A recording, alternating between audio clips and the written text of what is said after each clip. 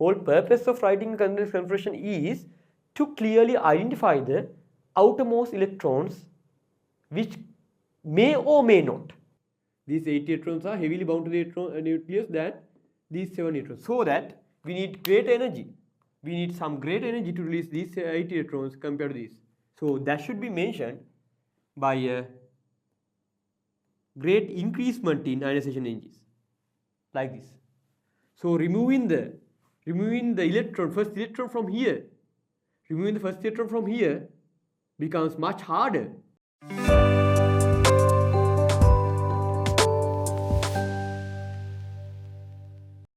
Good evening, Lamai. Okay, let's start the class today's session. Right, last day we were discussing about the electronic compression, right? The electronic compression concentrating on the subshells where the electrons occupy, right? So 1s2, 2s2 kind of compression. Last day we had discussed, right? So today we are going to discuss about the same electronic compression for ions, right? For ions, right? Last day we had discussed about the electronic compression for neutral atoms, right? Today we are starting the lesson with the electronic compressions of ions, right? Okay, let's start the session then, right? Okay, then when it comes to ions, there are two types of ions now, right? So we have positive ions, those are named as cations. Then we have negative ions, those are named as anions, right? So we have cations and anions to write the electronic compressions today, right? Okay, right. Let's first consider about the cations, right? Okay, cations, right? The first compression is about cations or the positive ions, right? Positive ions. Right. So how to come up with a positive ion? With this by starting with a neutral atom. Yes, to come up with a positive ion, starting with a neutral atom, what you need to do is just release in some electrons, right? So if you are to produce the sodium plus the positive ion from sodium, what you need to do is just releasing one electron from the sodium to come up with the sodium plus, right? So if you need to come up with the magnesium 2 plus, what you need to do is just release 2 electrons from the magnesium atom, right? So that will give you the magnesium ion, the magnesium 2 plus, right? So when forming ions, what we need to do is actually we need to remove, right, number of electrons, actually the number equal to the number indicated at the upper right corner of the ion, right? The idea is this. So if you are to produce the sodium plus from sodium, right, what we need to do? We need to release one electron. We need to release one electron from the sodium. It's like this, no? If you are to release one electron from the sodium, you will get the sodium plus, right? Like that. If you need to produce the magnesium 2 plus, that ion, what you need to do is you have to release 2 electrons from the magnesium. So that is how the cations are formed, right? Okay, so let's discuss about how to write the electronic configurations of these cations, right? These are the cations, right? These are the cations. Let's discuss about how to write the electronic configuration of these guys. Last day we had discussed how to write about these ones, right? Okay, right. So yeah, we are here to release some electrons. So the first question arises is actually from which subshell we are supposed to release the 2 electrons when it comes to magnesium 2 plus. From which subshell we are supposed to release the electron, right, when it comes to sodium plus, right? What is the idea? So basically the most loosely bound electrons will release first. The most loosely bound electrons will release first. So basically those will occupy the outermost subshell. Those will occupy the outermost subshell, right? So we are supposed to release the electrons from the outermost subshell of the neutral atom. So when forming cations, that is the idea. When forming cations, positive ions, the rule is, right, you should release the electrons from where? From outermost subshell, from outermost subshell, which is furthest away from the nucleus. That means the subshell which is furthest away from the nucleus. Let's try to do some examples to grab this idea, right? Let's come up with some examples. See, so if you have to come up with calcium, let's see, you have calcium, right? So calcium's configuration is, calcium is a 20th atom. Its configuration is 1s2, 2s2, 2p6, 10 done, 3s2, 3p6, 18 done, and we need 20 electrons. That means then comes the 4s. So this is the calcium. This is the calcium, right? If you need to come up with the electron configuration of the calcium 2 plus, if you need to come up with the electron configuration of calcium 2 plus, what we need to do? Basically, we are supposed to release 2 electrons. Release 2 electrons. From where? From where? From the outermost subshell. From the outermost subshell. From here, we are supposed to release 2 electrons. Release 2 electrons, right? Remove 2 electrons. From here, just remove 2 electrons to come up with the calcium 2 plus. To come up with the calcium 2 plus. That is what we are supposed to do, right? So always the electrons are released from the outermost subshell, right? The subshell which is furthest away from the nucleus, right? That is the place where the most loosely bound electrons reside, most loosely bound electrons occupy, right? So then our configuration for calcium 2 plus will be 1s2, 2s2, 2p6, 3s2 and 3p6. Because these 2 electrons are removed, that means further longer no more 4s is appearing, right? That is the calcium 2 plus. Let's discuss about some complex situation. I'll do some 2 or 3 examples now. Then I'll give you some exercises to do, right? So let's consider about another one, right? Some other one, right? Let's come up with the some atom Fe and Fe2 plus. So we are supposed to come up with the Fe2 plus configuration as an ion. Let's see how to write that thing. Fe is our 26th atom. Fe is our 26th atom. So that number will be given, right? Don't worry about that thing, right? The number here will be given. That is our 26th atom, the Fe. So that we need to write first 26 electrons. Then we are supposed to release 2 electrons from that neutral atom, right? Let's try to do this thing. So 26th, that is going to be 1s2, right? 2s2, 2p6, 10 done, 3s2, 3p6, 18 done. Then we write the 4s2 and 20 done. We need 26, 3d6, right? That is how the Fe, the electrons are there at the ion atom, the Fe atom, phenom, right? Okay, now we are supposed to come up with the Fe2 plus, Fe2 plus, right? So we need to release 2 electrons. We need to release 2 electrons to come towards Fe2 plus, right? Now the situation is a bit complex. Yes, 2 electrons should be released, right?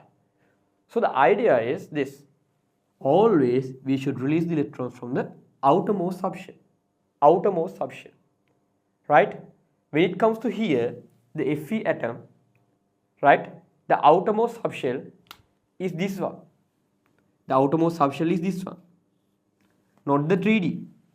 I'll explain that thing, right? Outermost subshell is the 4s, because the 4th shell basically resides, right, away from the nucleus than the 3rd shell, right? So that in when forming Fe2 plus, we are supposed to release the 2 electrons from here, right? Removing 2 electrons from here. I'll explain that thing further, right? So basically, when it comes to Fe2 plus, you can write the configuration like this: 1s2, 2s2, 2p6, 3s2, 3p6, and the two electrons from here has been released. That means no further force is available with the Fe2 plus. Then you just write the 3d6. Right? That is how we are supposed to come up with the electronic configuration of Fe2 plus. Right? Okay. Let's discuss a bit about this situation. Right? I know you are going to ask that question. Why, sir? Why, sir? When filling electrons, we are filling to the 4s first, and then we fill the electrons to 3d according to the Aufbau principle. When filling electrons, the 4s is considered first. Then why we are considering, right, the 4s again first when releasing electron as well? What is the reason? What is the reason there? Right? Okay, I'll explain the thing. Right? So before I am going for the explanation, right, for the simplification, right, I'll tell you this thing. Right? Don't take this concept a harder one. It's a very simple case. Right? Just remember like this. Just remember the things like this.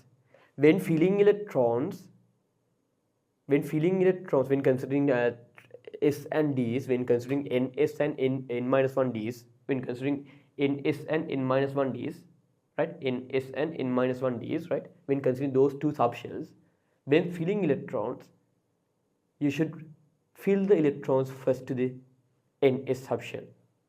When considering the S and D, you should fill the electrons first to the S subshell. When removing as well, keep it in mind, just release the electrons first from the S subshell. The idea is simple as that. I'll give you the reason, right? But that is the simple idea. You need to, right, keep it in mind, right? When releasing the electrons from Ns and N-1 D, always release the electrons first from the Ns.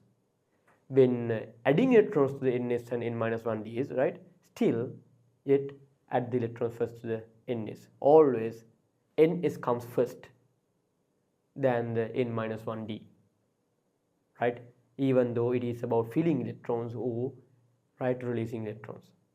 That is the simplest thing, that is a note, that is the main thing you should note from these things, right? Okay, I'll explain why here we are releasing the 4s first, right? The idea is this, Lama. The idea is this. The Aufbau principle is all about adding electrons to your atom. Keep it in mind. That is very important. Nah? Aufbau principle is all about adding electrons to your atom. It is not about releasing electrons from the atom. Right? Aufbau, where the 4s comes first before the 3D, is all about filling electrons to your atom.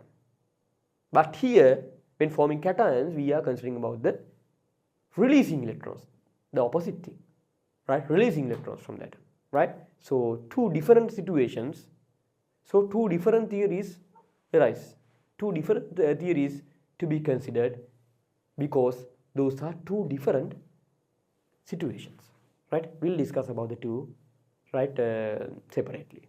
First thing, right, this is about the Aufbau. This is about the Aufbau, right? Aufbau,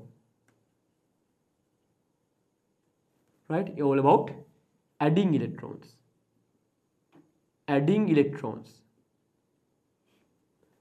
to atoms, right? It is like this. So when adding electrons, basically you are with empty shells, you are with empty subshells, 1s, 2s, 2p, right, 3s, 3p, right, and 3d, and even that 4s, which is very near to 3d. So this is the situation of empty subshells in your atom, right? Empty orbitals, empty subshells, right? Okay, this is the atom which is not with electrons. So when filling electrons, we feel like this. First electron here, second, third, fourth, fifth, sixth, seventh, 8, 9, 10, 11, 12, 13, 14, 15, 16, 17, 18 according to Hund's rule, right? And then 19 comes here.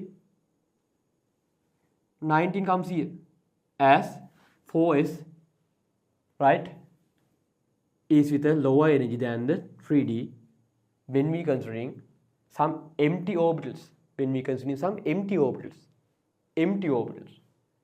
4s is with a lesser energy than the 3D. The things are empty.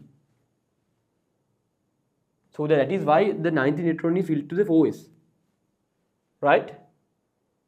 Then what happens is actually, right, when you fill the 20th electron,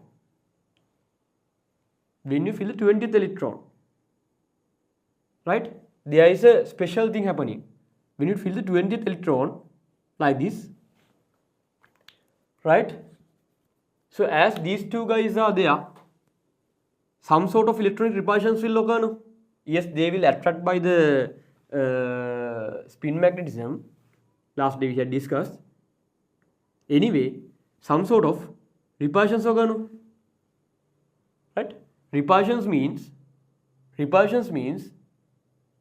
right, more kinetic energy there, more energy there with the orbitals, with the electrons. So that once the 20th electron filled, what happens is actually this 4s is gaining some bit more energy, to climb up to here. That is the idea, right? After you fill the 20th electron, the 4s guys energy is greater than 3D's, right? That is because of the repulsions occur inside the orbital, right? Because two same sign charges are there, so that it will gain bit more energy as these two subshells are very much closer to each other, not like these two guys, but these two guys are very much closer to each other, so that after that repulsions, that energy, the 4s climbs bit higher than the 3D. So in a field, in an electron field atom, this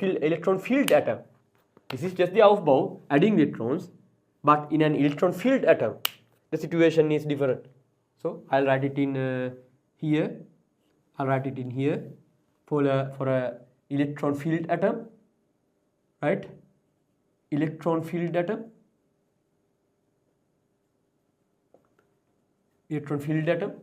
So for electron field atom, right?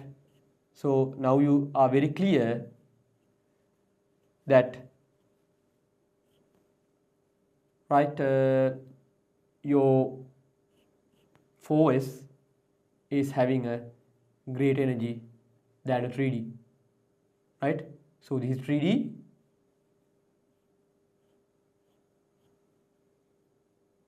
right? So we have a 3D here, 3p, 3s, right? 1s, 2s and 2p are there. So for electron field atom, 4s is with greater energy than 3D, bit higher energy than 3D, right? That is the situation.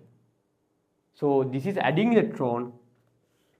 In cation formation, we are thinking of releasing electrons.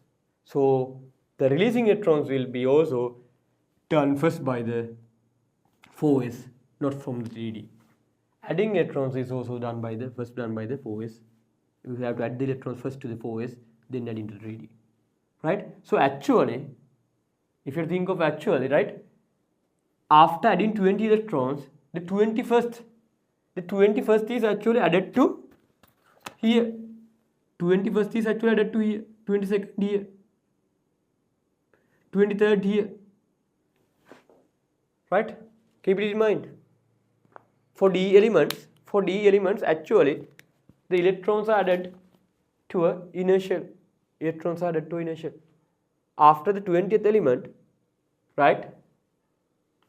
The energy levels of the electronic arrangement is like this.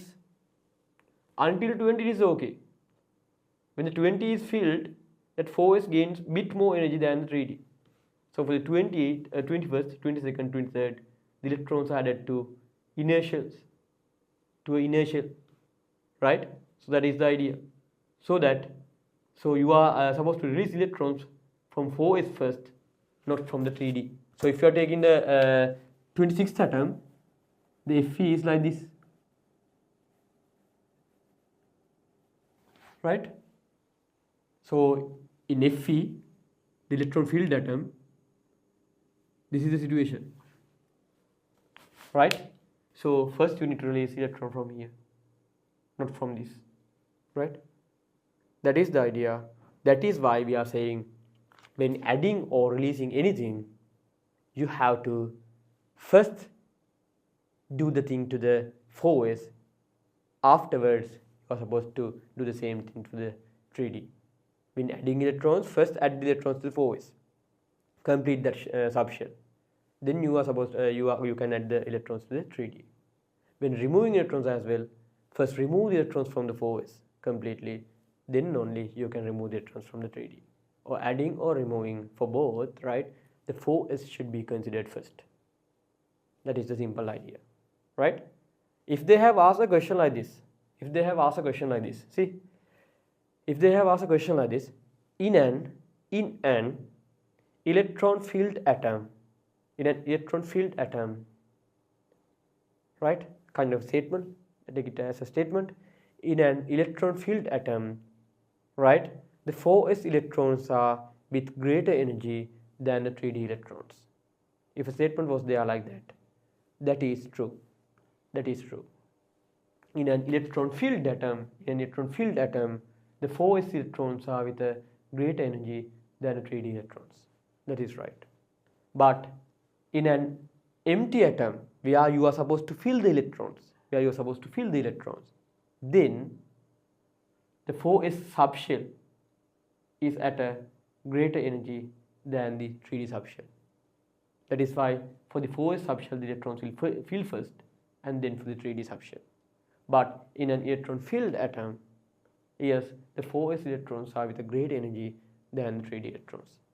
That is why we are releasing the 4s electrons first, right, than the 3Ds. That is why for the ionization, for releasement of electrons, we are considering 4s electrons first than the 3Ds, right? So that is the clear idea here, right? Right, Lamai. Do you have any questions about that thing, Darwa? If you are unclear about the stuff, you can ask. Any questions? Chris, are you okay?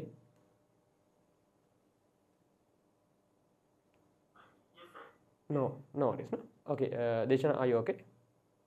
Are you clear? Yes, sir. Right, no? Okay, right. So, simple idea is what? Adding electrons or removing electrons, anything, right? Do that thing first to the 4s. After completing work for the 4s, then you can do that for the 3D. That is the ultimate idea, right? Let's think of the another example. Let's come up with another example, right? Let's think of another one. Let's come up with cobalt 3 plus, the cobalt and the cobalt 3 plus. Cobalt is your 27th atom, right? So let's try to come up with cobalt 3 plus.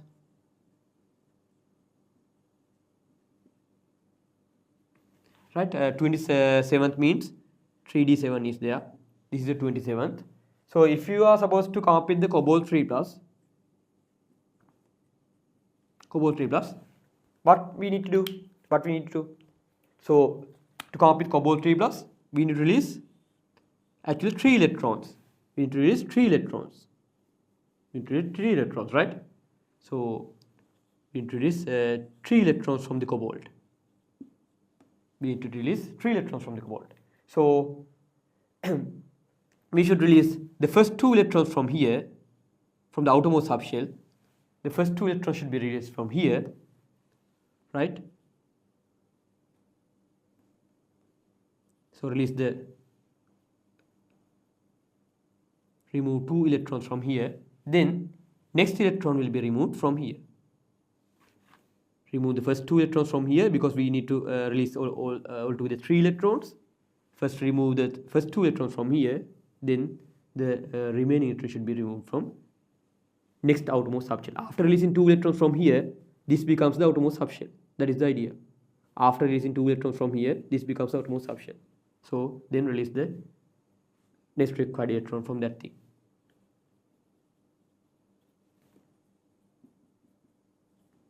Remove 1 electron from here. Just put it as 1 electron.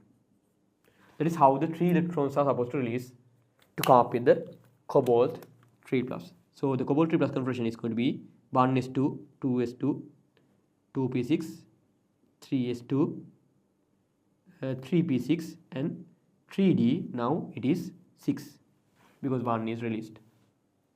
Right now? That is how we are supposed to write the electronic configurations of cations. Are you clear? Cobalt 3+, yeah. Can we say cobalt 2+, because 2 electrons are there? Yeah, yeah. If you need to come up with cobalt 2+, just only release these 2. Then it will have 3d7 configuration. 3d7 configuration for cobalt 2+.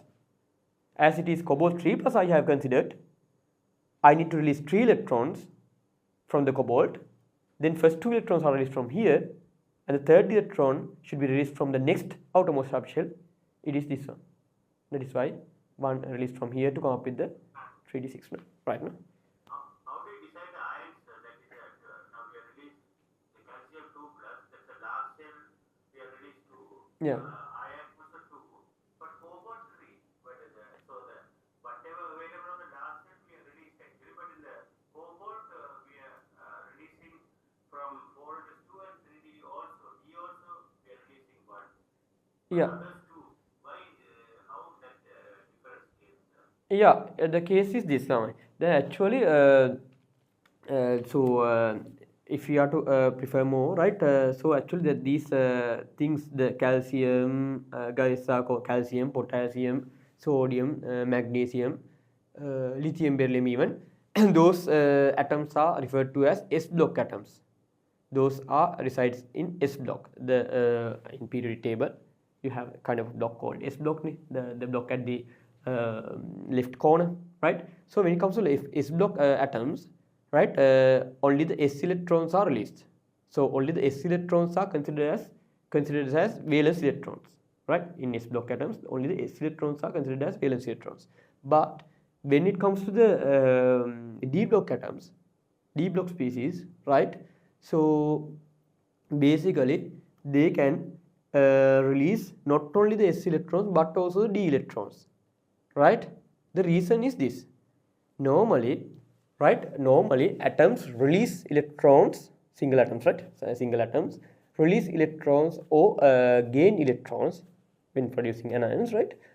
Release electrons or gain electrons to come up with a noble gas configuration. That is what the most stable configuration is now. So basically ions are produced, the monoatomic ions. The monoatomic ions are produced normally to achieve the noble gas configuration. That is the main aim, main goal of them to release the electrons. So that when it comes to S block elements, they can easily achieve the noble gas configuration by releasing the right S electrons, right? So you are releasing these 2 electrons means you are achieving the argon's configuration, right? S2p6, the total configuration. S2p6 is the noble gas configuration, right? But when it comes to D block guys, right? Till noble gas configuration, they can release both the S and D. Till achieving the noble gas configuration, they can release more than 2 electrons. So here the noble gas configuration resides, here, this section. So before they free, the noble gas is 80th element, the argon, right? So to achieve that, you can release even up to 8 electrons, right? So for the cobalt is as well, till achieving the noble gas configuration, you can release more electrons, right? So that is the idea. So not only the S electrons but also D electrons are capable of releasing in D block elements, but not with the S block elements. What you know previously, normally in O levels, you have discussed about the S block and P block guys, not the D block guys. With those metals, with S and P, right? Basically, you are just releasing the electrons at the outermost subshell. But here, with D guys, yes, you are they are capable of releasing more electrons than the two appearing in the outermost subshell, because they can achieve the numerical confirmation by releasing more electrons. That is why they are capable of that thing. Anyway, you don't have to worry about the ion they are forming, right? Because they will give you the ion, right? They will give you the ion. When they are asking the question, right, they will give you that the ion. Just write the electron configuration for cobalt 2 plus, or just write the electron configuration for cobalt 3 plus, or just write the electron configuration SN 4 plus. They will give you the ion and ask you the question to write the configuration, right? So that don't worry about what is the ion, how to select the ion, when writing the configuration. That is not going to be a question for you. That is not going to be a problem for you, as they are supposed to give you the ion. Then what you have to concentrate is on how to produce that given ion, how to give the electron configuration for that given ion. That is major focus here. So the things you should know is, actually, you have to release number of electrons which are indicated by the charge of the ion, right? If the plus 3, you need to release 3 electrons. If the plus 2, you need to release 2 electrons, like that. And those electrons should be released from the outermost subshell. That those are the two major things to grab from these situations. Are you got okay answer for that thing? Is it okay? Right. Okay, so that is how we are supposed to come up with the configurations of cations. So you can write these things, Lama, at the space given below. So some space is there with the cations. No? Just no need to write this one, but write these three examples, and this one as well, right? These three examples and this one. I'll send you a photograph, actually. Then you can complete the note quickly, no? Right? So major thing here is we will do some exercises, right? So some exercises are there also in your book, right? We will try to do some as well. So writing this thing is this thing and this thing is enough, right, in your space given.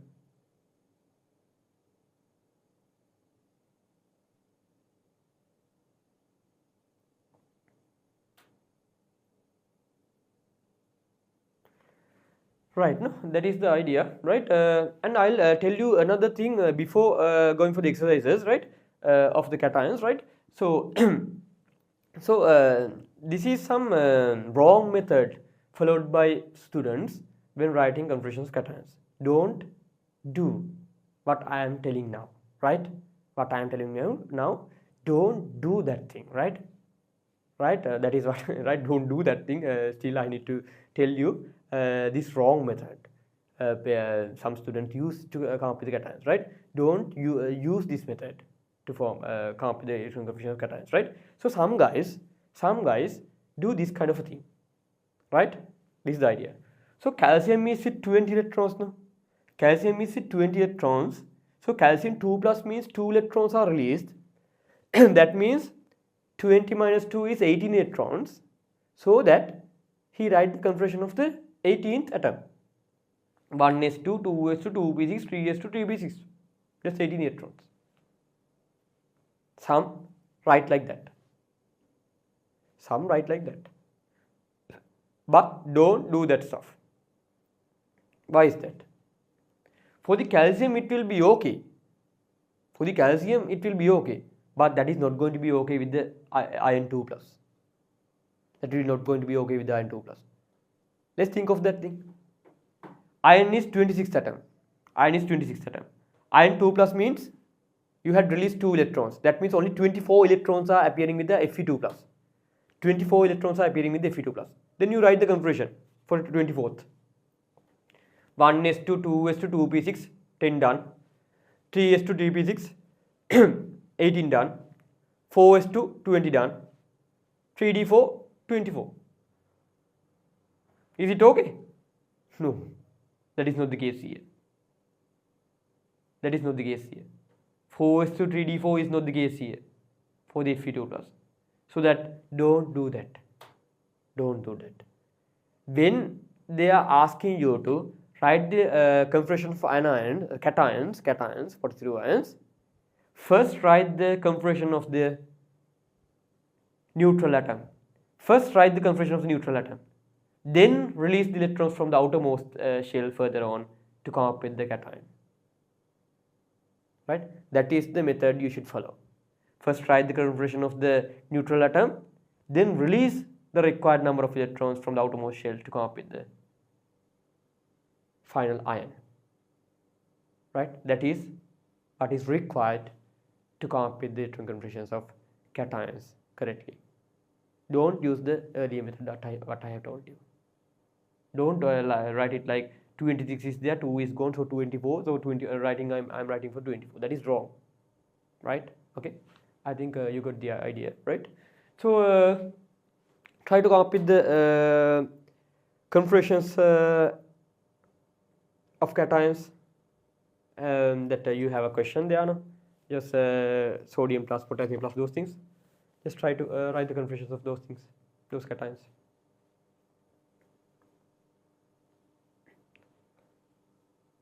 Right, just write that thing and send me a picture. Right, if you can, if you have a phone with you, another phone, right, you can send me a picture.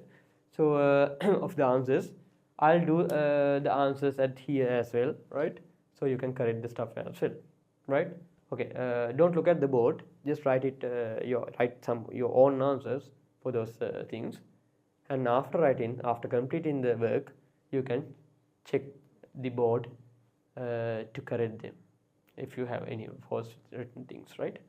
Okay, so this is about the question, right? And these are the answers we are going to write for the cations. Right, you have these stuff, no? Right, sodium is your 11th atom lemma if you need. Potassium is your 19th atom. Magnesium is your 12th atom. Aluminium is your 13th atom. Right, let's come up with the configurations of cations. Let's first write the configuration of the neutral atom. Right, that is 1s2, 2s2, 2p6, 3s2, sorry, it is 3s1, the 11th.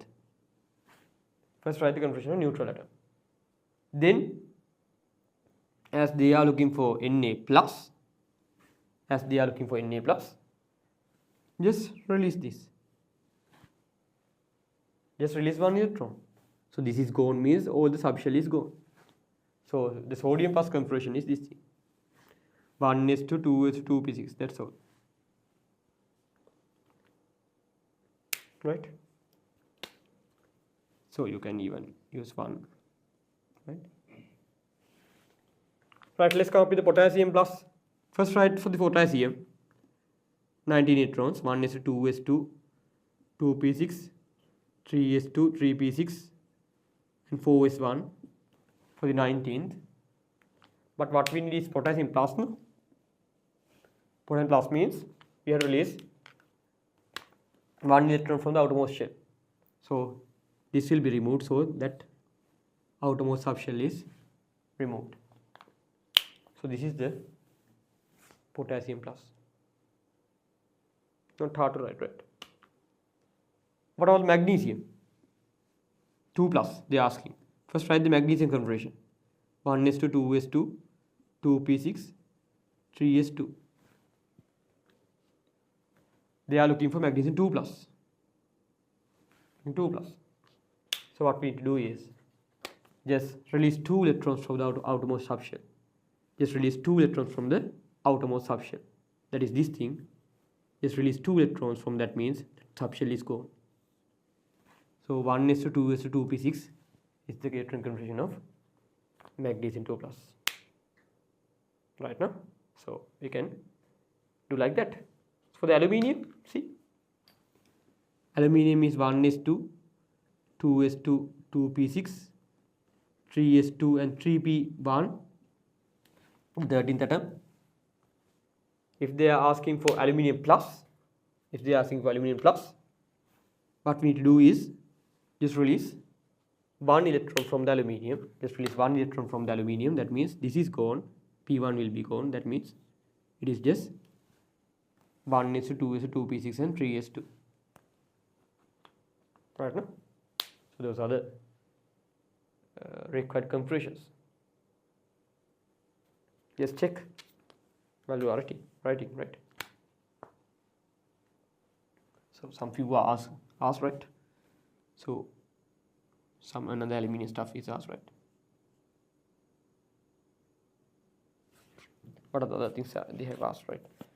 Aluminium, then copper,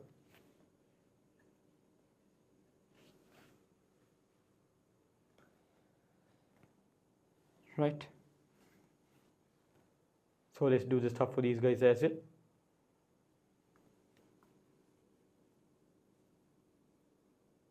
Copper is a 29th atom, right?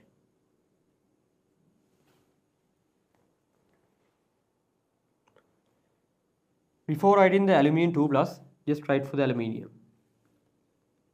13, 1s2, 2s2, 2p6, 3s2, 3p1. This is aluminium. But what we need is aluminium 2 plus. That means we need to release 2 electrons from the outermost shells. 2 electrons. First this electron is removed, which is the outermost subshell. We need to release altogether 2 electrons. So one of these will be released. So 2 was there, this will become 1. So that is the configuration. 1s2, 2s2, 2p6, 3s, 1. 3s1 is the aluminium configuration. Aluminium 2 plus configuration. If you need the aluminium 3 plus, 1s2, 2s2, 2p6, 3s2, 3p1 is the aluminium configuration. But for aluminium 3 plus, we need to release 3 electrons from that. So first electron will be released from here, another 2 should be released, then those 2 should be these 2 electrons. The electrons at the outermost subshell. So that the aluminium 3 plus is this 1s2, 2s2, 2p6. That will give you the aluminium 3 plus. Right now? Aluminium 3 plus. Right. Let's come up with the copper. Copper is a special configuration.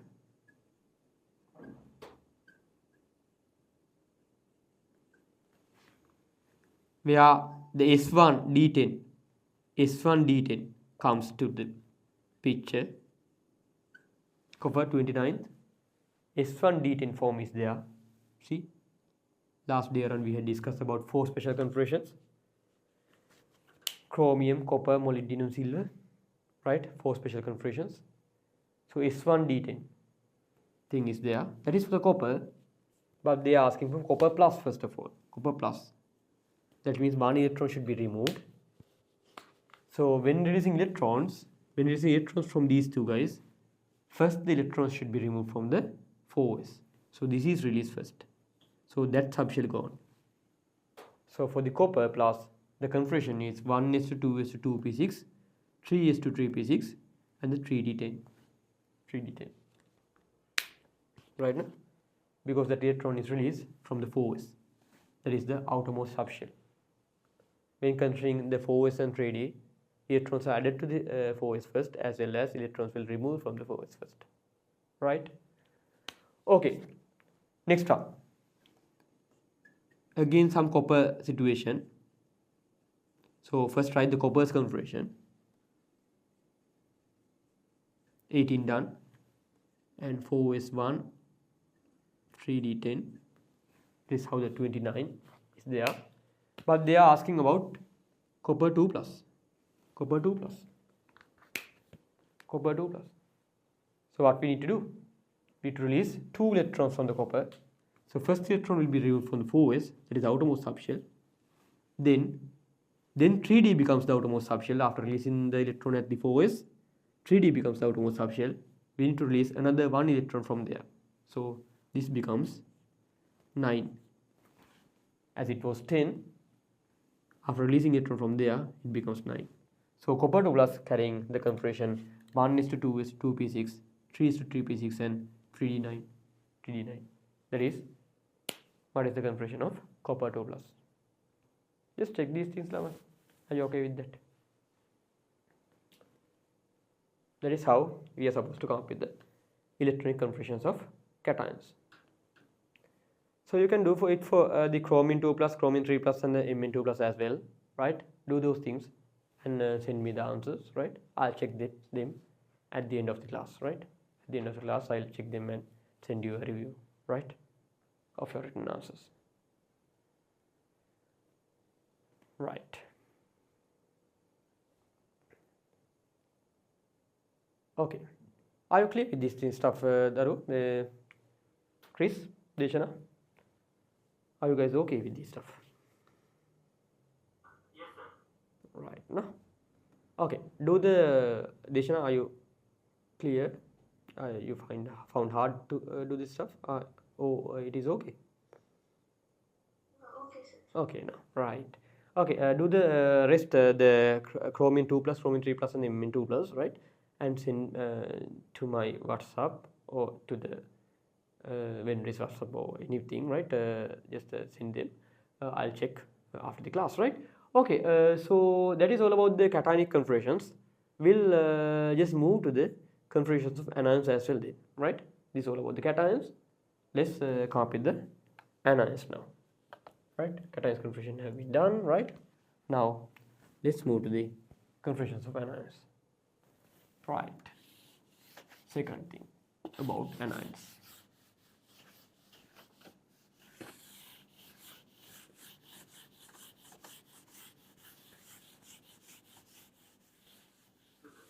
Is the D subshell maximum S2 and 1 more only it is not 3.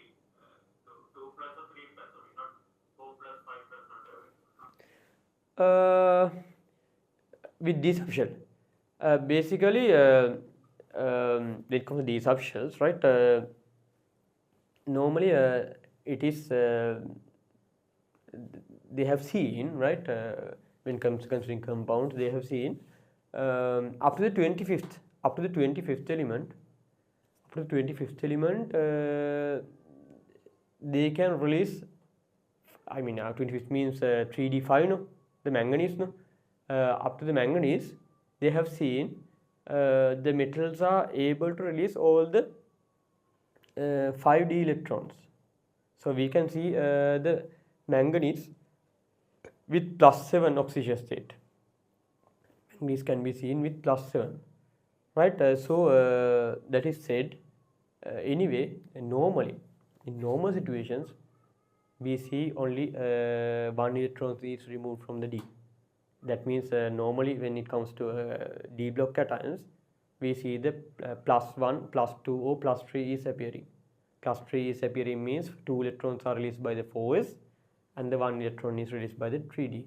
Normally only 1 electron will be released, but theoretically it is possible up to 5 electrons, not beyond that, but up to 5 electrons, because after releasing 5 electrons the charge is heavy with the cation, so that electrons are very hard to remove further, right? So normally up to 5 d electrons can be released, right? But in normal situations, right, normal day-to-day situations, we see only +3s are forming. That means releasing just 1 d electron, right? Okay, that is the idea, right? But yeah, that is the complete idea, right? That is okay, Chris. I think you got the got a reasonable answer, right? Okay, normally 1 electron, right, will be released from the D, right? Okay, let's discuss about the anions. So Configurations of anions are very easy, Lama. Configurations of anions are very easy, not hard stuff to think of when forming anions. Let's see why. Let's see why. Right? Anions, right? Okay, this is important, right? So anions. What are these anions? Anions are the negative ones. Anions are the negative ones. How to form the anions? So basically you will have chlorine. So how to produce this chlorine Cl minus? So anions are formed basically by adding electrons to the mother atom, adding electrons to the neutral atom. If you are trying to produce the O2 minus, if you are supposed to produce the O2 minus starting from oxygen, so what you need to do is you have to add 2 electrons. You have to add the number of electrons indicated by the charge. If the -1 charge, 1 electron should be added. If the -2 charge, 2 electrons should be added. So anions are actually the ions formed when you are to add electrons to neutral atoms, right? Those are the anions. You know those stuff, right? Negative ions, right? So basically, in this case as well, when forming anions, right? In this case as well, you are supposed to add the electrons to the outermost subshell. You should add the electrons to the outermost subshell. That is the idea. Very easy. Forming cations or anions, right? Forming ions, right? You have to always deal with the outermost subshell. The electrons will be released from the outermost subshell when forming cations. Electrons will be added to the outermost subshell when forming anions, right? So that is the simplest concept here, right? Anyway, I had earlier said that configurations of anions are very easy. The reason is anion means you just adding electrons. That means the configurations of anions just follows the Aufbau principle. Adding electrons. Aufbau principle is all about adding electrons to the atoms. Aufbau principle is all about adding electrons to the atom. So that when thinking of anions, that principle will be simply followed. Right? So, but remember, in cations that is not the case. In cations, right, you don't release the electrons according to Aufbau. You don't release the electrons, right, according to Aufbau. Right? But in anions, Aufbau principle can be followed. See what I am saying, right? Get the idea here. It is like this. I'll give you some 3 examples, right? So I'll write some nitrogen anion, right, and some sulfur anion. See what this is. So nitrogen atom is 1s2, 2s2, 2p3. This is our 7th atom, right? If you need to come up with the N3 minus anion, that means you need to come up with 3 electrons. You need to add some 3 electrons. So N3 minus will be formed by adding 3 electrons to your outermost shell. So what is the outermost shell? That is this thing, outermost subshell, right? That is this thing. So you are supposed to add 3 electrons. Add 3 electrons to the outermost subshell. So the configuration of N3 minus will be 1s2, 2s2, 2p6. 3 was there. Adding 3 electrons means it becomes 3p6. So let's consider sulfur. It is your 16th atom. So it is carrying 1s2, 2s2, 2p6, 10 done, 3s2, 3p4, 16th atom. So if you are supposed to come up with S2 minus, what you should do is, right, to come up with S2 minus, you need to add 2 electrons, So that 2 electrons will be added to the outermost subshell. Two electrons will be added to the outermost subshell. So it will be 1s2, 2s2, 2p6, 3s2 and 3p6, the configuration of s2 minus. So in this case, you can simply follow the aufbau like this. Actually, when forming anions, no need to write the configuration of the neutral atom. Why is that? The sulfur is 16, S2 minus is 18, sulfur is 16, S2 minus means you have to add 2 electrons, that means 18 electrons. You just follow the aufbau.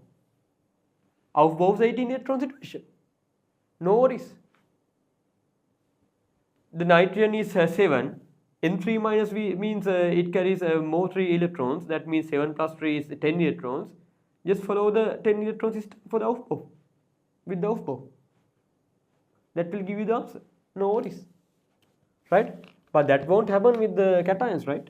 Cations is all about releasing electrons, removing electrons. So don't follow the aufbau right at the cation situation. But with the anions, you can do so, right? Actually, no need to write the configuration of the neutral atom when forming anions. Simply, you can come up with the number of electron count and just go with the aufbau, because it is all about adding electrons, right now. So I'll if you are so in this case, clearly follow the aufbau. That is what I need to see right now. So write these two examples. Write these two examples as well as this one at the space given with the anions. They are saying no, anion is made by adding electrons to the outermost shell of the neutral atom. So just write this thing and this one as well, and do the 5 examples appearing with the questions. 5 questions they are in the book. Let's complete this one.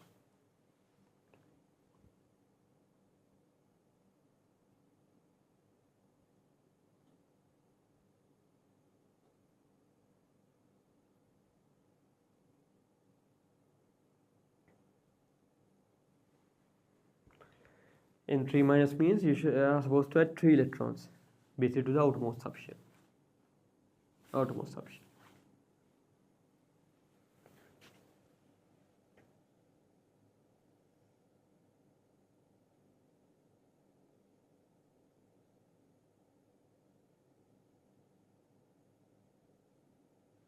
No?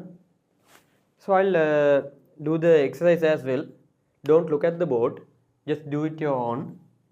After writing all the answers, then you can check by looking at the board, right, for the questions.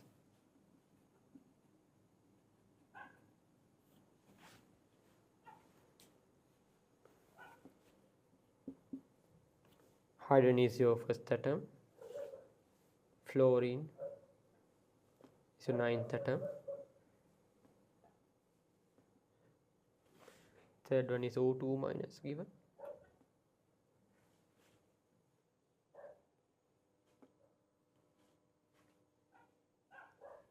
I'll do these 3.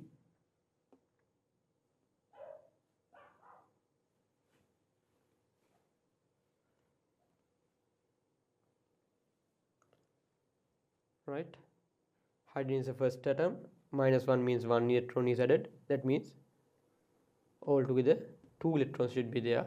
According to aufbau, it should be 1s2. Fluorine is your 9th atom, F minus means 1 excess electron should be there, altogether 10 electrons should be there. So 1s2, 2s2, 2p6, 10 electrons. Just following the aufbau. Oxygen is your 8th atom, -2 means another 2 electrons should be added, so altogether 10 electrons should be there. That means according to aufbau, 1s2, 2s2, 2p6, right?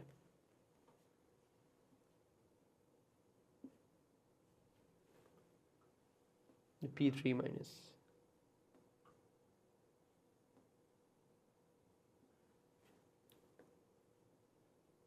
Fifth one is Cl minus, no? Cl is 17.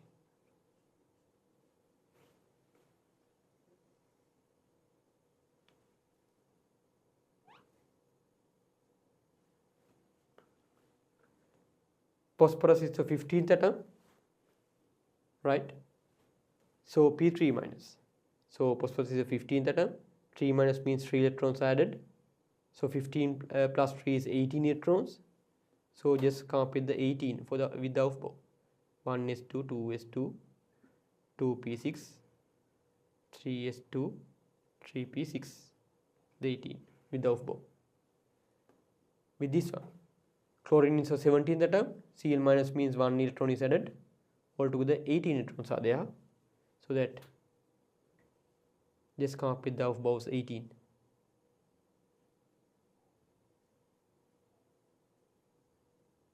P6.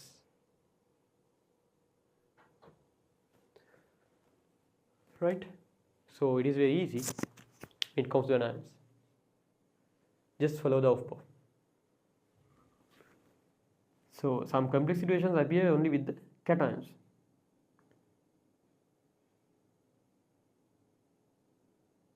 Right now, you can check the answers.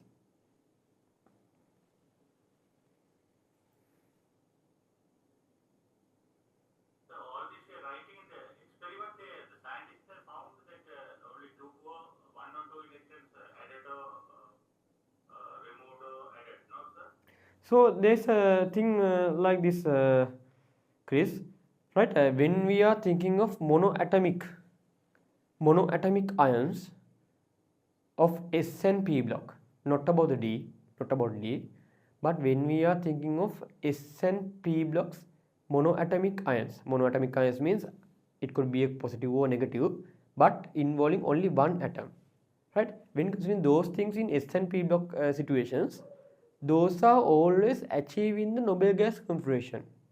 Those are always achieving the Nobel gas configuration for stable ions, for naturally existing ions, right? That is why you see here H minus, it is the helium's configuration. F minus, it is the neon's configuration.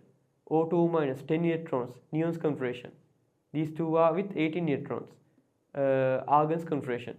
So for the stable atoms, monoatomic stable ions, always the Nobel gas configuration is achieved. Monoatomic stable ions in S and P blocks, right? That is observed throughout all the compounds. The scientists have observed that pattern for S and P block monoatomic ions. Not for the D guys, not for the D guys. D are able to form various kind of ions, but for S and P, simple guys, right? Monoatomic ions. You are always achieving the Nobel gas configuration. So in cationic situation, you have seen that Al plus, Al2 plus and Al3 plus, we have written the configurations of those. But remember, only the Al3 plus is the stable ion there. Only aluminium will be available as Al3 plus. Just for the knowledge, just to write the configurations, we had came up with the Al plus and the Al2 plus. But the only stable form found in the nature is Al3 plus, right? So that is also achieving the neon configuration. Even for cations, S and P block, always the monoatomic situation achieves the Nobel gas configuration in stable forms. Right now, Chris? Yes. Right. So that's it. So you can check this thing. I think it will be okay with the decision as well, right? Right, Neil. Right. That is all you need to know about the configurations of anions. Configurations of anions and the cations. Configurations of ions. Right. So then we'll move towards the condensed configuration. The concept of condensed configuration. Right. So we'll discuss about that thing next. Right. Just complete this stuff. Right.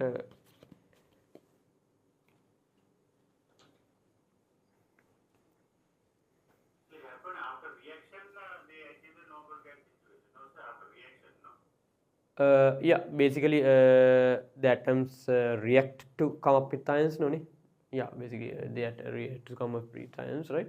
So anyway, the naturally existing forms basically comes up with Nobel gas configuration, right? naturally existing forms of monoatomic ions in S and P block comes up with numerical configuration. Right now, okay. Right, we'll go towards the condensed configuration now. Right. So give me a minute, Lamai. Right. I'll have a glass of water and come. Right. Give me a minute. Right. Just complete the stuff. Then.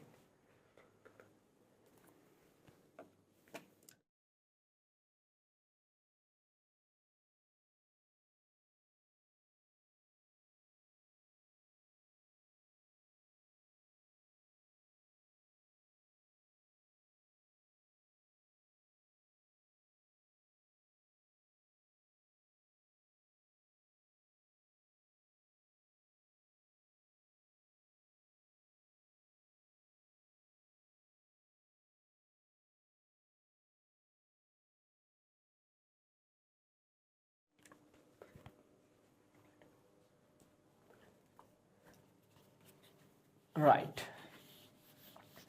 So we had completed discussion on electronic configurations of ions. Right.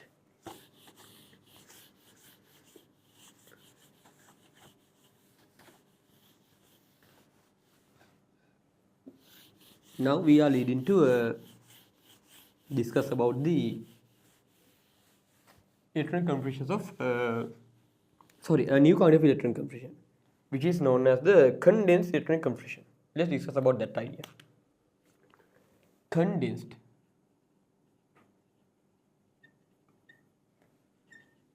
electronic configuration.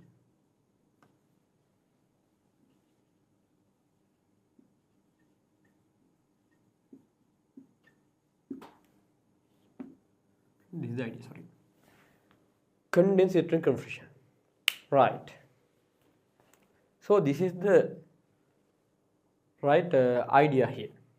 So basically, this is the idea that this is why we need a condensed configuration, right? Why we are to come up with another kind of configuration. The idea is this. Actually, when considering about atoms, right? When considering about the chemistry in atoms, right? Basically, even though you are with numbers of electrons in your atom, right? Only the valence shell electrons are participating in bonding now, right? The calcium may have 20 odd electrons in it, but only the last two electrons will participate in bonding now.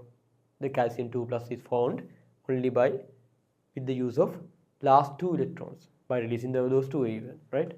So only the last two electrons are doing something now to come up with chemical compounds for all of the atoms.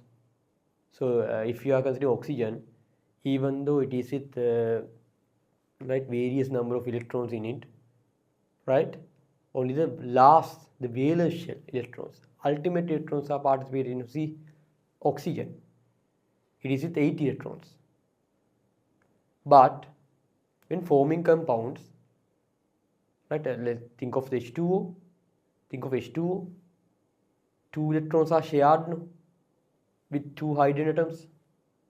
They are also only the last valence shell electrons are shared, not the inertial electrons. In forming H2 minus ions, the valence shell is contributing there, right? Only the valence shell is participating in bonding, not the inner shells, not the inner electrons. Only the valence electrons are participating in bonding. So in chemistry, the most important electrons in your atom occupies the valence shell. Most important electrons in your atom always occupies the valence shell, right? So that with the condensed configuration, we are supposed to, right, indicate the valence electrons clearly. To indicate the valence, most important electrons clearly, or the electrons which participate in bonding clearly, we are to come up with a condensed electronic configuration. So most important electrons are detailed with the condensed electron configuration, right? The rest is not that much concerned with condensed configuration. That is the idea of coming up with a condensed electron configuration, right? Let's discuss the idea again, right? Let's discuss with some examples again, right? So if we are to think of something like right, lithium, something like lithium, right? So lithium's configuration is like this, 1s2, 2s1. Lithium is the third atom. So its condensed configuration is written like this. These are the valence electrons. These are the valence electrons. 1s2, 2s1, no? Yeah, that is the valence electron. Only one is there, right? So that is the valence electron. So condensed configuration is written like this. Condensed configuration will be written like, right? 2s1 is there, valence electron is written, and this thing, the other electrons will be written as a Nobel core. 1s2 is the helium's configuration. 1s2 is the helium's configuration. So other electrons will be written as a Nobel gas core. So this is the lithium's condensed configuration. I'll come up with another one, right? Some other example. Oxygen. These are the examples appearing at your note, right? The oxygen. It is your 8th atom. So normal configuration is going to be 1s2, 2s2, 2p4. Right? So these are the valence electrons. Electrons at the outermost shell. So those will be written. 2s2, 2p4 with the Nobel core. The inner electrons are written as a Nobel core. 1s2 is the helium's configuration. This is your condensed configuration for oxygen. I'll come up with another one. The magnesiums. Magnesium is 12. See, its normal configuration is going to be 1s2, 2s2, 2p6, 3s2. So what we are supposed to, is to come up with the condensed configuration. So first identify the valence electrons, right? So then identify the Nobel core. The 10 electrons. 10 electrons means the neon's configuration, 10th atom, and then the valence electrons. Right now, that is how we are supposed to come up with the condensed configuration. The general form is this. For a condensed configuration, the general form is this, right? Basically, you are supposed to come up with the Nobel gas core, and the remaining electrons. That means the valence electrons. Remaining electron means the valence electrons.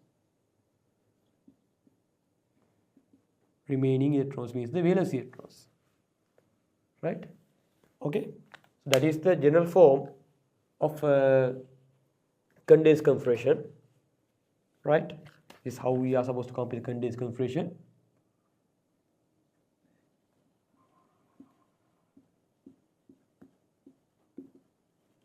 Nobel gas core and the remaining electrons, right? Okay. So just write for the chlorine and chromium as well now.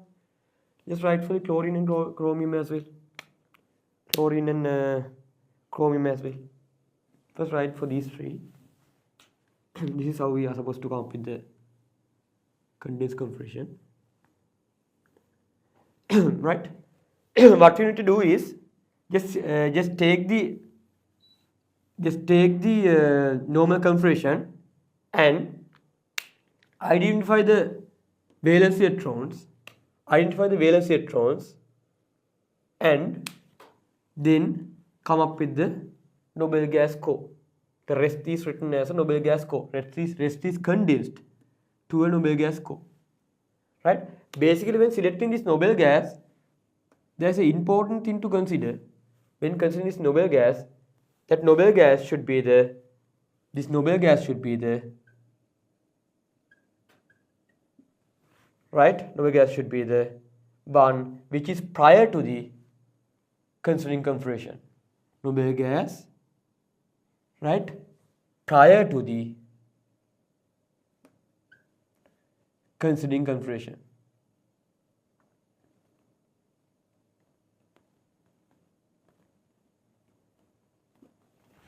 Right now, when it comes to this configuration, noble gas prior to that is 2. When it comes to 80 electron situation, noble gas prior to that is 2 helium. When it comes to 12 electron situation, noble gas prior to that is 10 neon. When it comes to 3 electron situation, noble gas prior to that is 2 helium. So always with the noble core, you are expected to come up with the noble gas prior to the considering configuration. Noble gas prior to the considering configuration. So you can, it's better to write this thing as well, and put a arrow and write this noble gas is the noble gas prior to the considering configuration. Right? Just complete that stuff, and then just give me the configurations for the chlorine and chromium as well. Chlorine and chromium as well.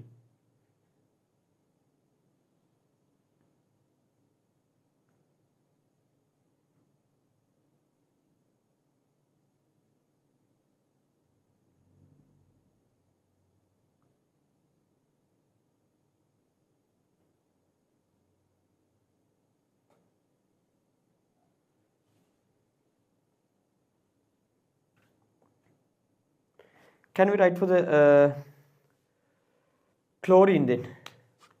Chlorine. The chlorine is the 17th. It will be 1s2, 2s2, 2p6, 3s2, and 3p5, right? So these are the valence electrons. The electrons are the outermost shell. Electrons are the outermost shell. Right? Electrons are the outermost shell. So this is the noble gas prior to the configuration. So you are dealing with 17 electrons. 10 is the noble gas prior to the configuration. Before the 17th, the noble gas prior to that is coming up with atomic number 10. So that is neon. Neon configuration is 3s2, 3p5. That is the chlorine's condensed configuration. Right now? Okay. So select the electrons and noble gas prior to that. So if you are thinking of 17 electrons, the noble gas prior to that is coming up with 10 electrons. So keep it in mind, this is not the noble gas closest to the configuration. This is not the noble gas closest to the configuration. This is the noble gas prior to the considering configuration. So noble gas closest to the chlorine is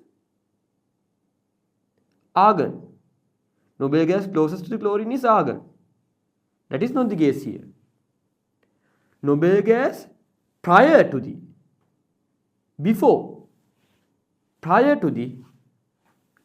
considering configuration. So as you are with 17 electrons, you are not supposed to take the noble gas at the 18th. It is the 10th noble gas prior to the considering configuration. The 10th noble gas, neon. Right now? Okay. Let's discuss more about this one. Chromium. Let's go to some extreme situations. Chromium. See how to come up with the chromium's configuration, condensed configuration. Chromium is 24th. Carrying some special electronic configuration. Chromium. 1s2, 2s2, 2p6, 3s2, 3p6, 18 done. 4s2, 4s1, 3d5. S1 d5 configuration, chromium, the 24th. Right. Yes. Chris, tell me, What is the noble gas prior to this compression? Do you have any idea? Noble gas prior to this compression. Chromium. What is noble gas prior to this compression? We are dealing with 24. Prior to that? 18. Argon. Argon. So, up to 18 electrons, the electrons will be condensed. The compression will be condensed. Argon. Up to 18 electrons, the compression will be condensed. Argon. Then the rest, the valence stuff. 4s2, 4s1, 3d5. That is how we write the condensed compression of chromium. See? I think you got the idea. Clearly see. Right? So 4s2, 3d5. Even the 3d5, right, comes as remaining electrons. So even 3d5 is considered as valence electrons. You had got that idea when it comes to Fe2 plus. When it comes to Fe3 plus, Fe3 plus, or kind of 3 plus ions, you had seen that 3D guys are also participating in bonding, forming those ions. Forming those ions, the 3 plus ions, cobalt 3 plus, last time we have discussed about cobalt 3 plus, when writing the compressions of cations. There also you had seen that 3D guys are also participating, forming cobalt 3 plus. That means the 3D guys are also considered as valence electrons. Valence electrons means the electrons which participate in bonding. Not only the electrons at the outermost shell. In small ages, you have considered the electrons at the outermost shell as valence electrons. But that is not the complete idea. Valence electrons means the electrons are participating in bonding. The electrons used in forming ions. Electrons used in forming a sharing pair of electrons in covalent bonds. So the electrons which participate in bonding are referred to as valence electrons. So even the 3D guys comes under that. You are not supposed to put the 3D into this thing. 3D are also valence electrons, right? So valence shell, under the valence shell, the 3D is also considered when it comes to chromium. When it comes to 3D, when it comes to D block. Right now? So that is the idea. First consider the noble gas prior to the considering compression. Then condense that compression with that noble gas.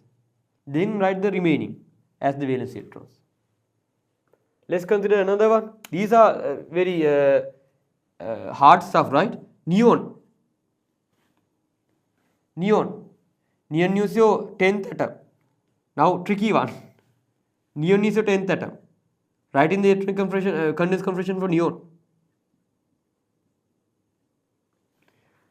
Write in the electronic compression, condensed compression for neon. Yes. Deshana, what is your idea?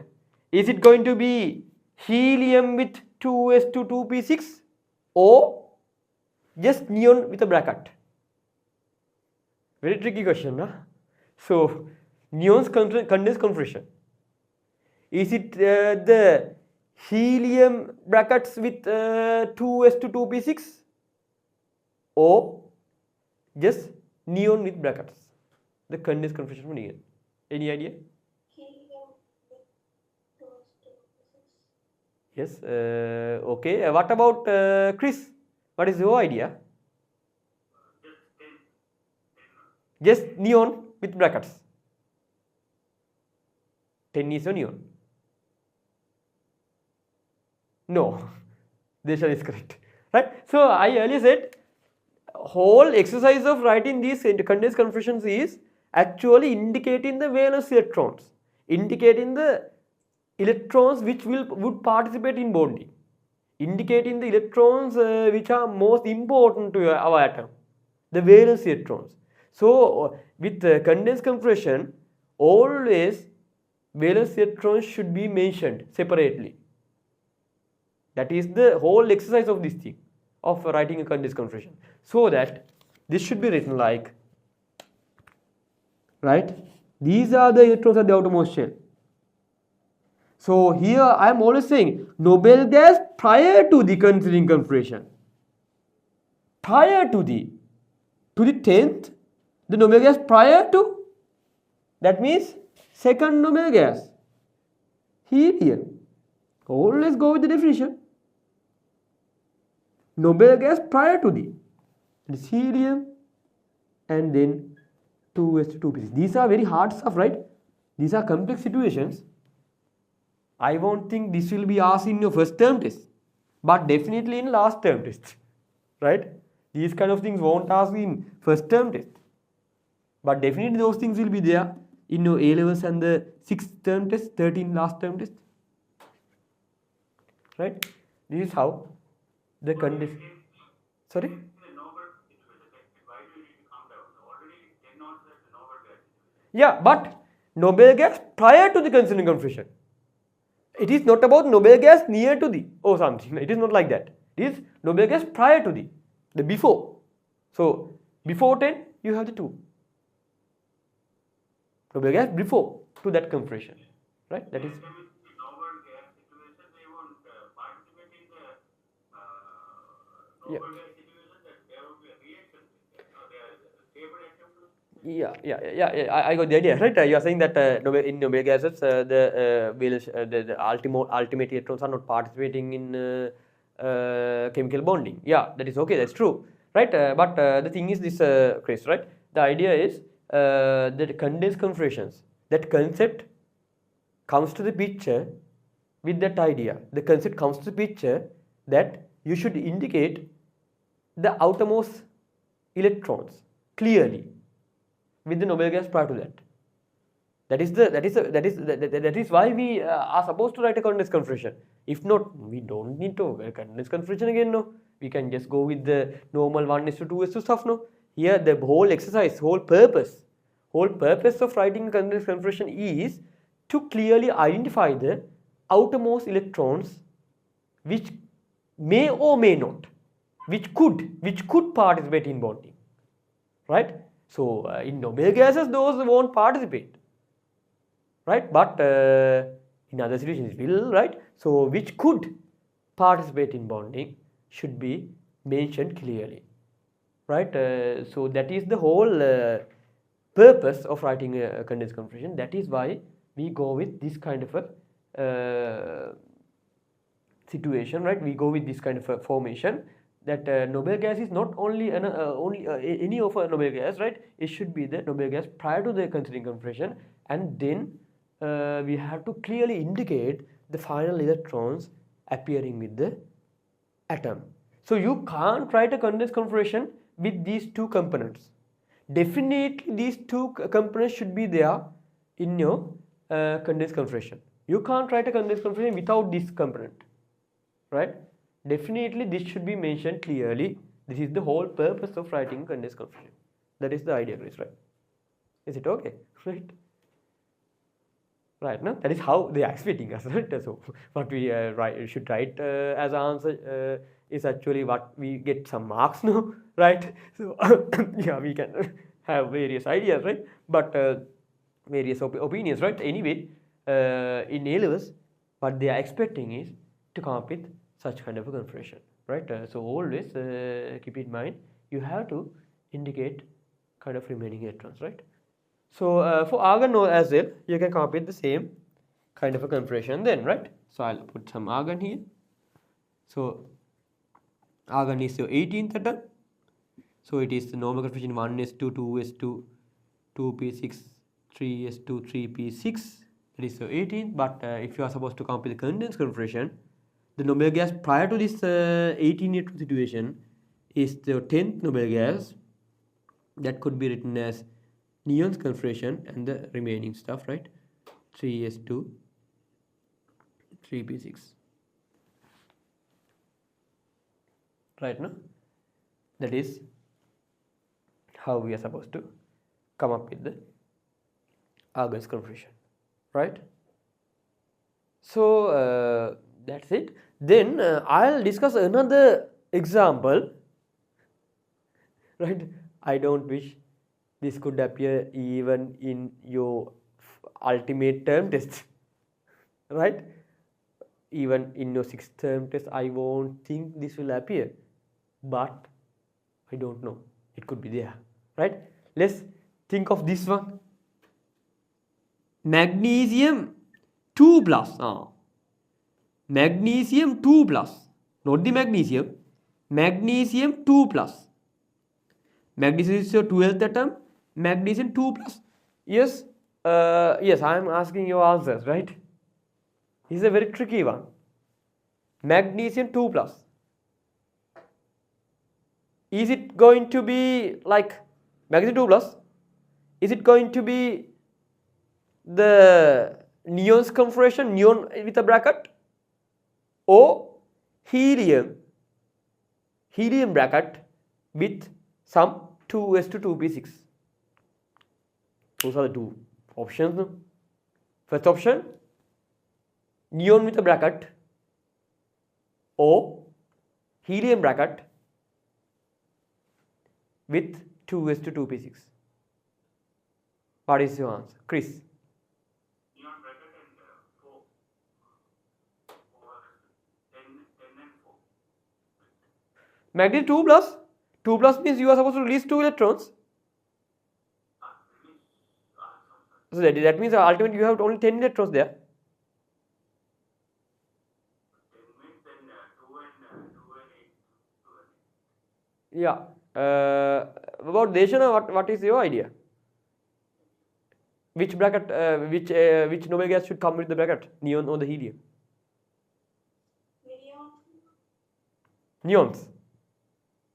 Okay. The bracket should come with the helium, no? Yes, yes. See, again I'm telling you, right? Again I'm telling you, this is very tricky one, right?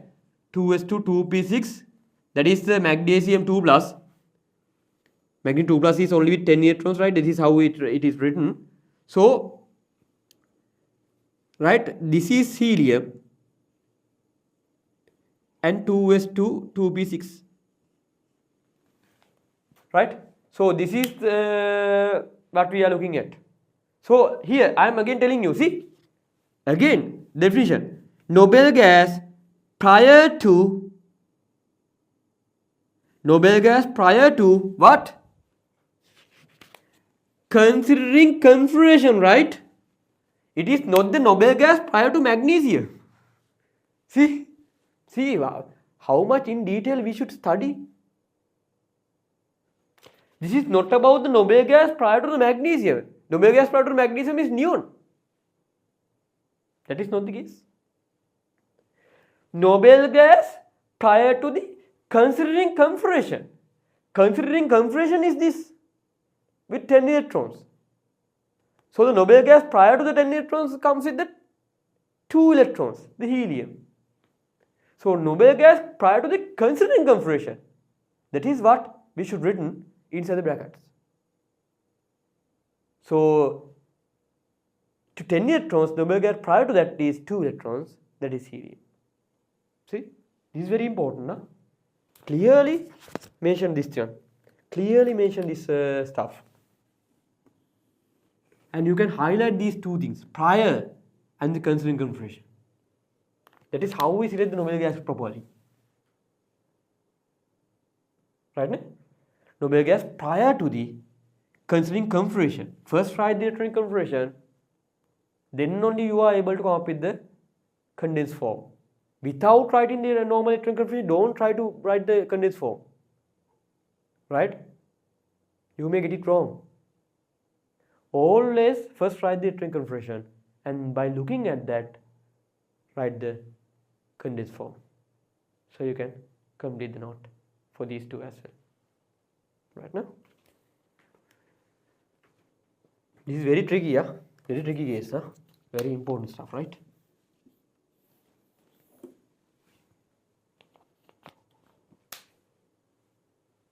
Such things will happen with the aluminium 3 plus, sodium plus, calcium 2 plus. This same situation happens. Right? So complete the things properly. And you can have a screen cut as well, Amay. as we need to bit speed up the lesson, right? So better to take a screen capture here.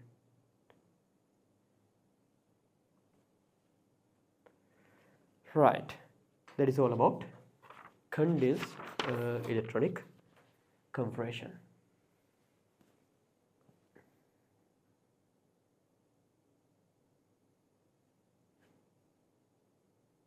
Right now I'll send you a picture as well. Right now. Okay, Chris, Deshana, do you have any problems, any questions regarding this stuff? Right, today we have learned so far. Chris? No worries. Okay, both. Right, then we'll continue. Right. Then next topic. Actually, we are done with the major stuff with the compressions, right? We had done with the electron configurations of neutral atoms. Then we have studied the electron configurations of ions. Now we have studied the electron configurations of actually the new form, the condensed compression, right? So almost all the things have been done with the electron compression, right? Then we'll discuss or we'll go towards a new topic, which is referred to as the successive ionization trends. Successive ionization trends. Actually, to completely get the idea of the successive ionization trends, the electron compression is also important, right? So one can say this is also coming under the electron compression. Or one can study this as a separate section. Anyway, so we'll go for the successive ionization trends here, right? Successive ionization trends, right? So let's go come up with a new next page, right? Next topic, right? Electron compression and successive ionization trends.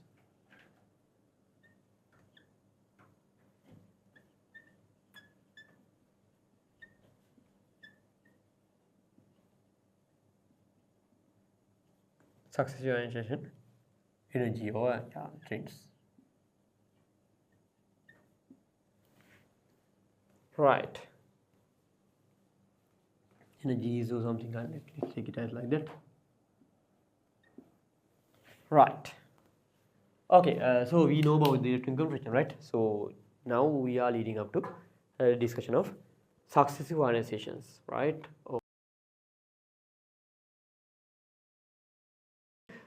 Before going to the successive ionization trends, right? So let's quickly write the definition of ionization energy. Let's quickly write the definition of ionization energy. I know you all of you know about the definition, right? What is ionization energy? So before writing it, quickly, Chris, tell me what is the ionization energy definition? Ionization. Energy, yeah, ionization energy.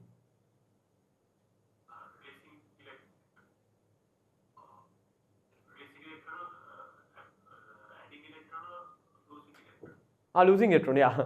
Using electron, that is all about using electron. But what else? What other terms should appear with the definition? Yeah, it is all about kind of a releasing electron. Yeah. Anything in your mind? No. Right. So, Deshana, any comment about the definition of ionization energy? If you have to remember. The maximum energy that should be supplied to an atom at gaseous state to remove an electron to make a UV positive gaseous ion. Yeah. The definition is almost correct, but it is not the maximum energy, it is the minimum energy. It is the minimum energy, right? Okay, so that is the ionization energy, right? I'll give some idea about that thing. So it's like this now. So electrons are there in various orbitals. Let's say 2s, right? Yeah, say 2p.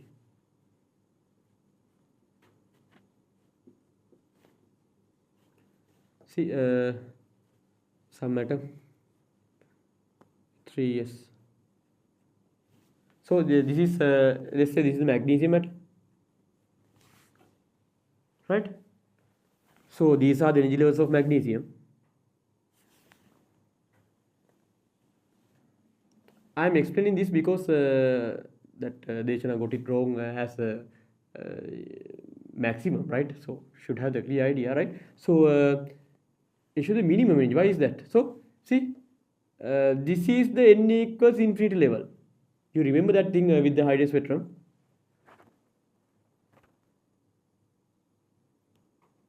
N equals infinity, right? So it is always a minimum energy. So in ionization, the energy needed to provide to release this electron to here. The energy we need to supply to, right, transfer this electron to here. That is the ionization energy. Not any one of these things. These are not the case. Ionization is not about this. Ionization is about this. The minimum energy needed. So you can apply great energy to release electrons from here. But the minimum energy, the smallest energy needed to apply to eject an electron from your gaseous atom to form the unipositive gaseous ion. The minimum energy, not about this. Here, this is the maximum energy. So the minimum energy to eject, minimum energy needed to supply to eject our electron from the gaseous atom to produce the +1 gaseous, so the unipositive ion, right? This is the ionization energy, right? Okay, so let's write the stuff. Let's write the definition first of all, right? So no need to draw this stuff, right? Just have that idea, right? Just write the definition at there. In your note, it is said ionization energy of an atom ion is, then then complete the statement with red color. It's in red color, just complete the statement. The minimum energy required the minimum energy required to remove an electron from the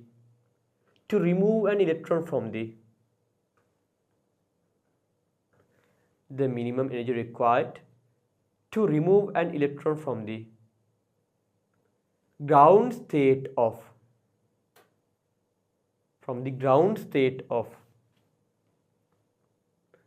isolated gaseous atom / ion.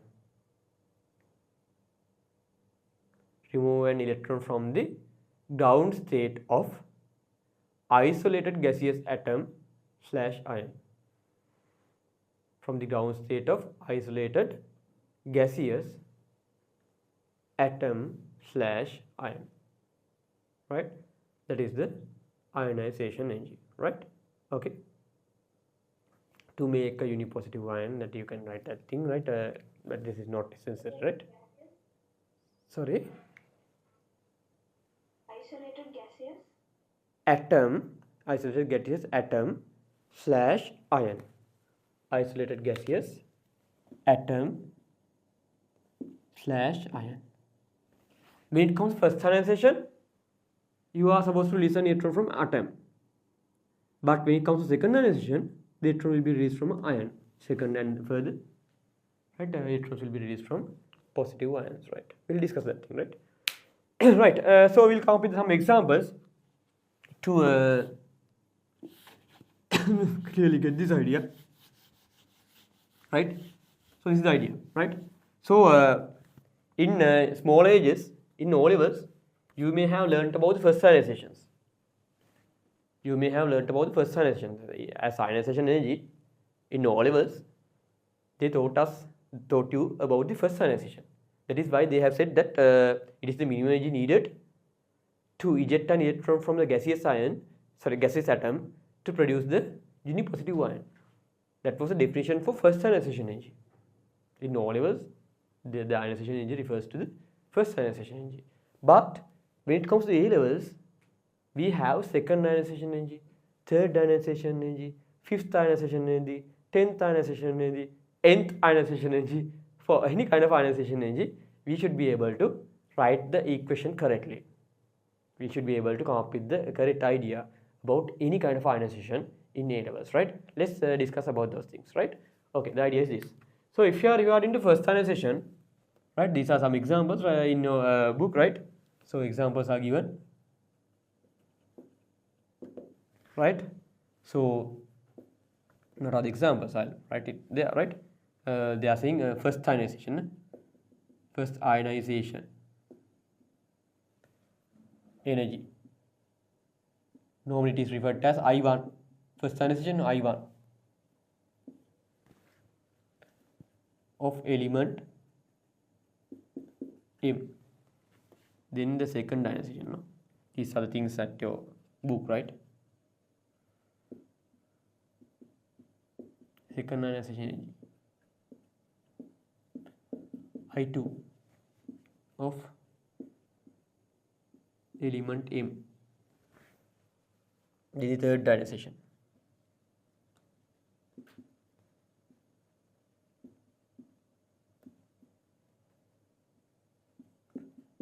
I3 of element, right? Let's try to come up with the correct equations for these things, right?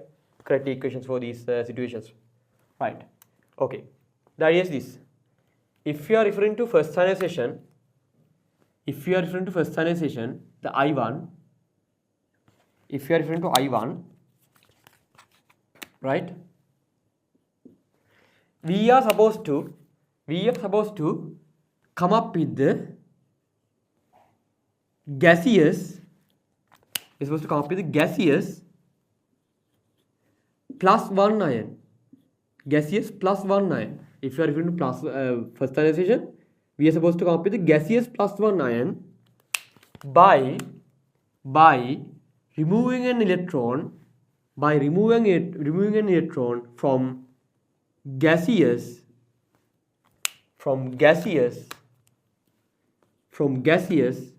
neutral atom.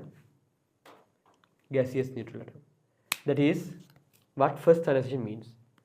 First ionization means we are supposed to come up with gaseous plus 1 ion by removing the most loosely bound electron from gaseous atom. Right? Let's come up with second ionization.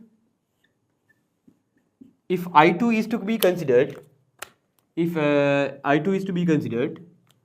we are supposed to come up with the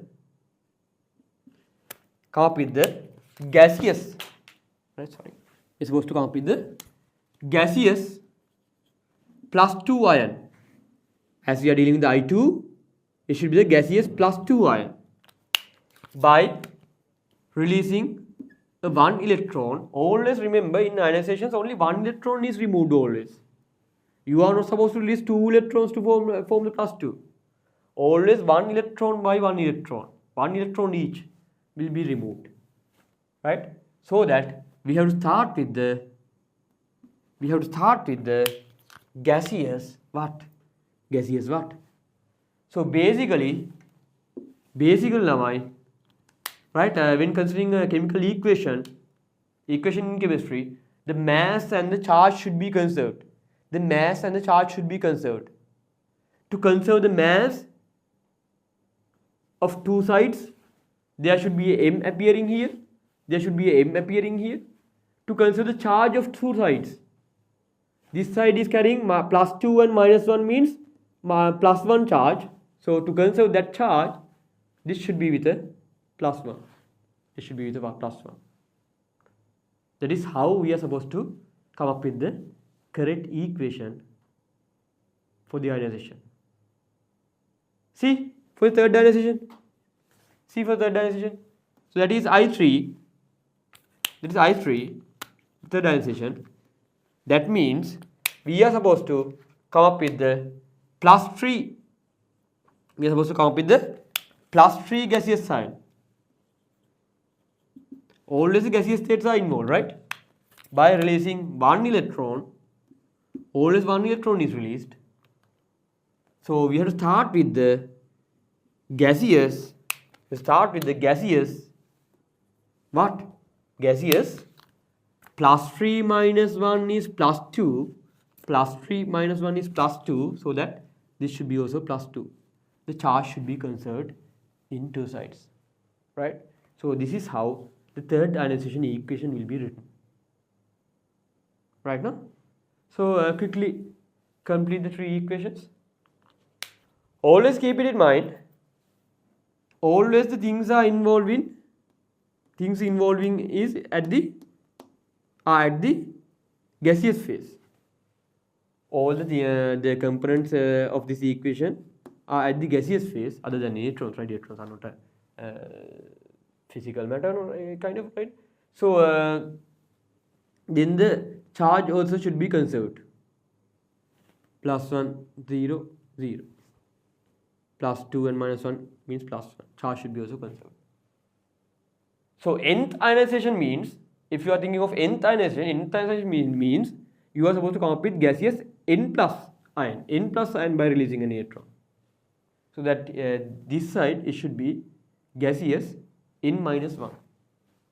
That is the idea, right? So just complete this one and then answer the 3 questions appearing at your tut as well.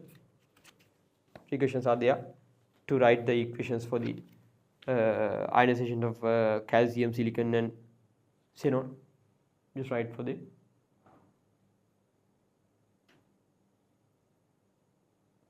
just complete this stuff, right? These 3.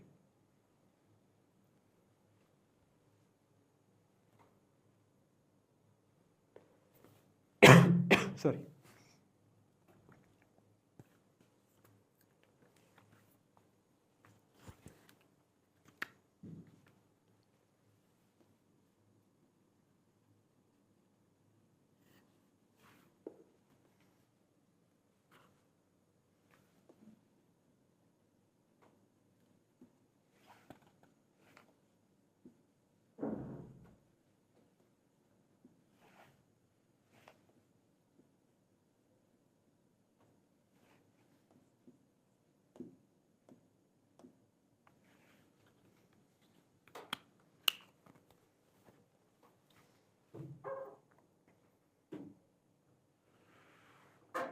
Right now, then when writing these stuff, just write these things with red color and the stuff, right? So just highlight the stuff, right? Because in anionizations, always the gaseous state should be involved.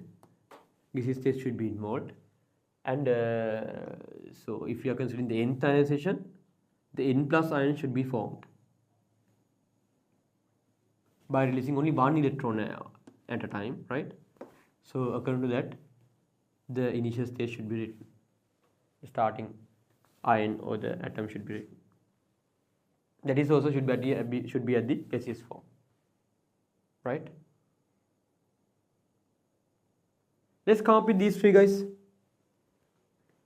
right? I5 for the calcium. So it should be like, so as we are dealing with I5, we should produce the calcium +5 gaseous. I5, so +5 is produced at the gaseous state by releasing only 1 electron, so that at the reactant side it should be calcium's gas +5 - 1 is +4. +5 - 1 is +4. +4 should be the substance at the starting point. So after writing a reaction, you should make sure that equation follows the mass conservation and the charge conservation laws. Mass is conserved, only calcium is there at the both sides, and charge is conserved, +4 at the both sides. Let's come up with the I8 for this thing. I8, right? That means for the silicon here, we are considering silicon now, right? Silicon. So silicon +8 gaseous to be formed as I8, 8 is +8 gaseous by releasing only 1 electron, so that you should start with silicon gaseous +8 - 1 means +7, so it should be +7 to start up with, because the charge should be conserved. For this one, I50 means you are supposed to produce the +50 gaseous ion. So xenons +50 plus 50 or 50 plus, both are same. You can write it as plus 50 or 50 plus, both are same, by just releasing only one electron, so that here it should be the xenon gas with some plus 50 minus 1 means plus 49 charge. Plus 49 charge. Right, no? So that is how we are supposed to come up with any kind of a ionization equation. Right? You should be able to write the ionization equation for any kind of ionization. For the 35th ionization, 58th ionization, for anything, you should be able to write. This is very easy. If you are regarding the nth ionization, it is the plus n gaseous ion to be formed with the releasement of electron. So here it should appear as the gaseous n minus 1. Right? Gaseous n minus 1. That is how the charge is to be conserved. Right? No? Okay. Right. So that is about the equations of ionization trends. Right? No? So any question regarding the stuff learned so far? Chris? Dishan? No. Right. Okay. Right. Then we'll discuss about the next part.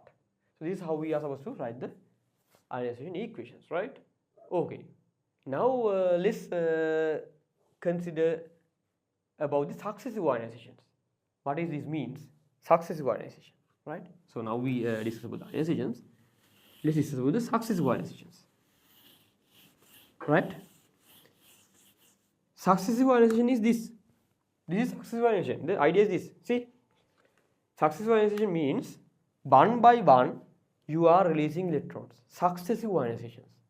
The idea is this. See, you are starting with this thing. Let's think of the successive ionizations. Lithium. I'll take an example and give you the idea. See, you have lithium. I'll give you the idea like this. See, you have lithium. Right? Lithium means you have plus 3 charge at the center. See, you have 3 electrons here and there.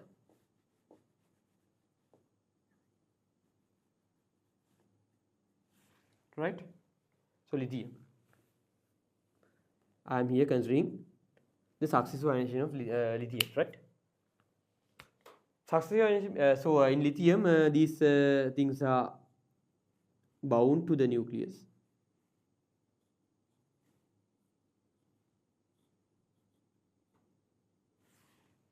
Right? The ionization means what? Ionization means we are releasing one by one. So first this electron will be removed. Let's say this is the I1. This is I1. Releasing the first electron from the lithium. This means your third atom. Releasing the first electron from lithium is the I1.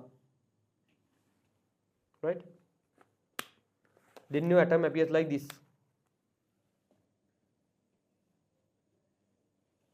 After releasing that electron, the atom appears like this. Only 2 electrons are there.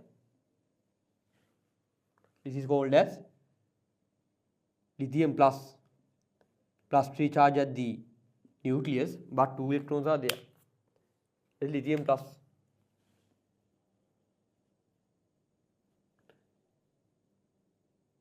Right? The I2 means what? I2 means releasing an electron from here. Releasing an electron from here. I2. Releasement of second electron. Right? Releasing an electron from lithium plus to come up with the lithium 2 plus. That is I2. Right? What is I3 means? I3 means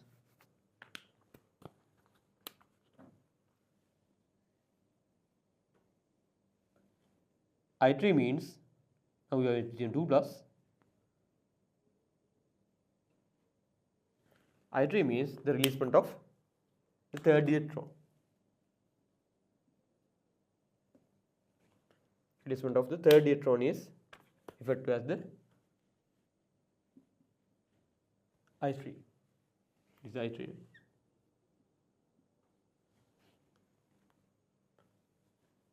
I write it like this. This is I2. This is I1.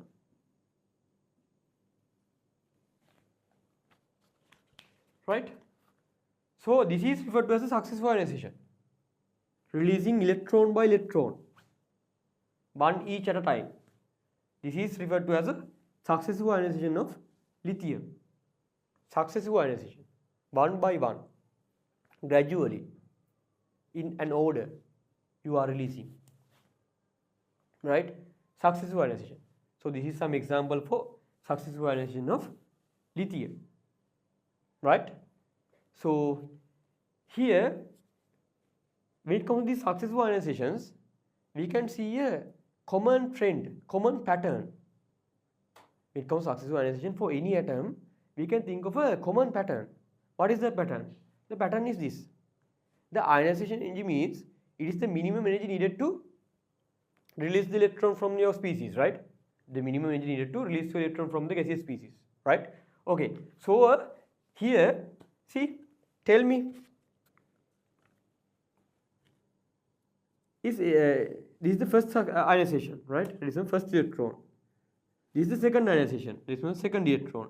This is third ionization. This is the third electron. Right? So tell me, right? Which ionization requires the least energy and which ionization requires the greatest energy out of these three? From out of these three, which ionization, the first, second or the third, needs the least energy and which needs the greatest energy? With reasons. Chris, what is your idea? Which ionization? Sorry? First one the maximum. Yes. It is clear, no? Deshan, are you okay with that answer? Yes, sir. Yeah, no? So the first one needs the least energy because now the plus 3 charge is attracted by all the 3 electrons. So one electron will be attracted by a smaller attraction towards the plus 3. But when it comes to here, only one lone electron is there, only one electron is there, that electron will be totally attracted to the plus 3. So this is heavily bound to the nucleus in I3 than this case. So this is the hardest to remove and this is the easiest to remove. According to picture as well, you get the clear idea. Right? The nuclear attraction is distributed for 3 electrons here. But the nuclear attraction is heavily concentrated on this electron here. So this is greatly bound, hard to release, needs more energy to reject this electron compared to this situation.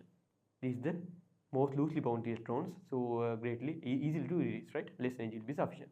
So what we can say is, by looking at this, you can clearly see when it comes to successive ionizations, right? Gradually, the successive ionization energies increase. Then the I1, you need to supply great energy for the I2 because the electrons are heavily attracted to the nucleus when considering the I2. Then the I2, you need to supply more great energy to the I3 as that electron is more greatly attracted to the nucleus in I3 situation. Right now? So with this picture, what we can grab is actually the successive ionization energies will increase, right, when goes on. Then the I1, I2 is greater, then the I3 is greater, right? So let's write that concept first of all clearly. See, in the note, it is said like this: the ionization energies for a given element increase as successive electrons are removed. The ionization energies for given elements increase as successive electrons are removed, right? So quickly draw this picture, quickly simply have a sketch for this with this picture. Don't use all the space there. We have to write some 3-4 lines there. We need to compass some 3-4 lines. Before that, just quickly draw this one, sketch this one, or you can have a screen capture as well. Consider lithium.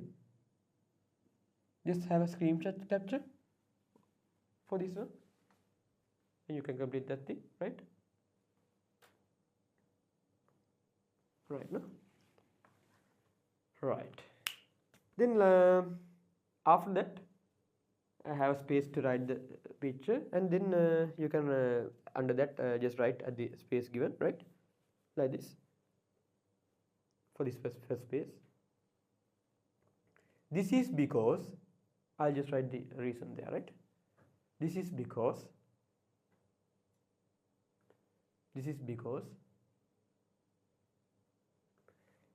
with each successive removal with each successive removal with each successive removal with each successive removal with each successive removal an electron is being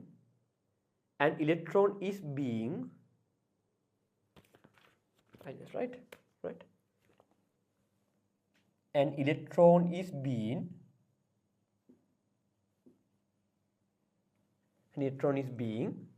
pulled from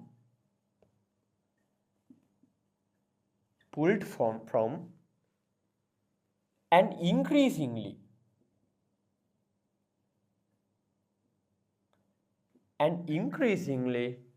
more positive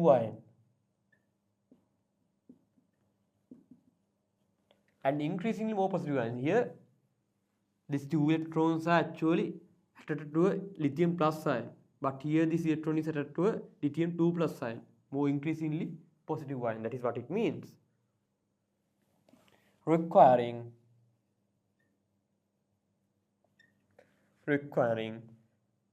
increasingly more energy.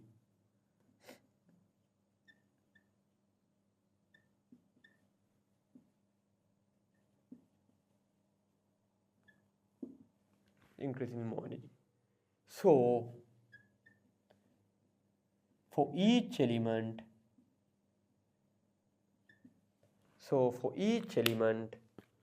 we can say that than the I1 the I2 is greater than the I2 I3 is greater, like that, right? So complete stuff, right? An electron is being pulled from an increasingly more positive ion requiring increasingly more energy. So for each element the I1 is the smallest, then the I1 I2 is greater, then the I2 the I3 is greater, like that, right? The idea is clear now. So the successive ionization energies will increase, right, gradually for any element. That is true, right? No? So now onwards we are going to discuss about the trends. We are going to discuss about the trends in those successive ionizations. Some other trends are also appearing, right? This one trend just we have discussed, those will increase with successive electrons are removed. Now we are going to discuss about the most important trend, another kind of trend, right? Okay, this is the simplest idea, right? So we'll discuss about successive electron removal of some atom. We'll discuss about some successive electron removal of a given atom. Let's consider about the chlorine. Chlorine is our friend, no? Right? For most of the stuff, I use the chlorine, right? Okay, when discussing about quantum numbers also, I use chlorine. Now here also I am going to use chlorine, right? No worries, you can come up with any atom, right? So chlorine is just my friend, right? So I'm going to use it, right, for this thing as well, right? Let's discuss about the chlorine and its successive electron removals, how the ionization energies will vary when the successive electrons are removed. Just for chlorine.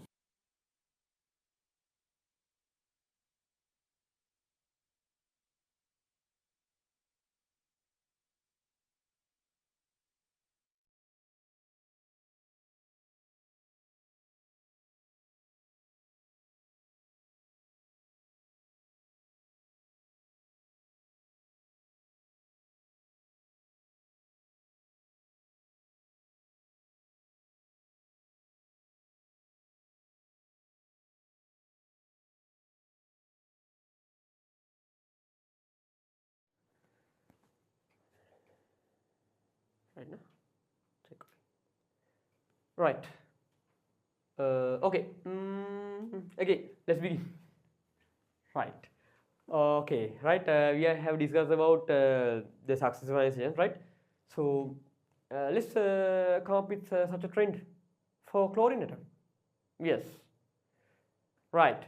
Let's try the successive ionization for chlorine, right? So chlorine. Let's consider the chlorine, right? So chlorine is with what kind of a configuration?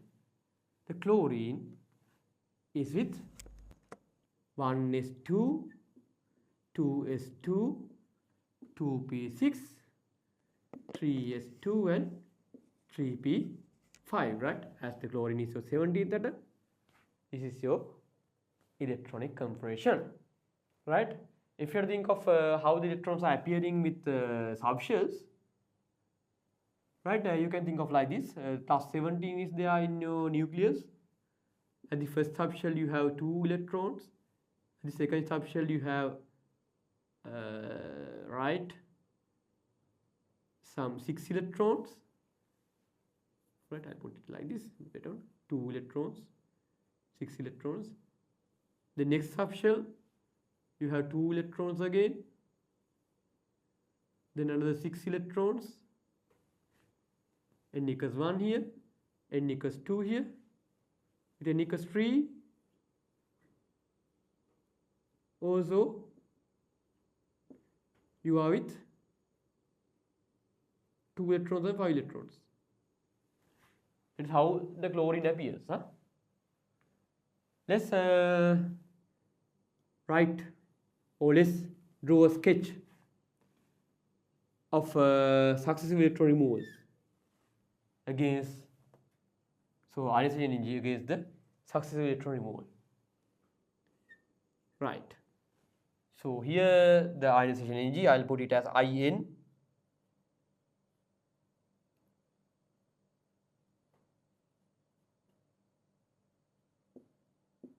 Ionization energy, right? Just given in kilojoules mole.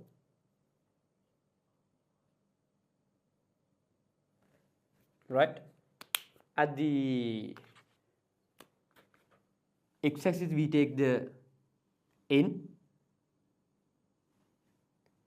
right? The electron removed.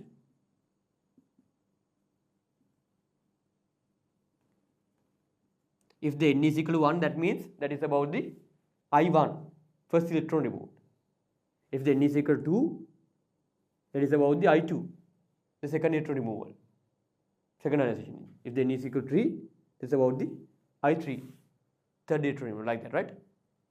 In this axis, we are just marking the energy required. So basically, we are expecting kind of this kind of a graph, right?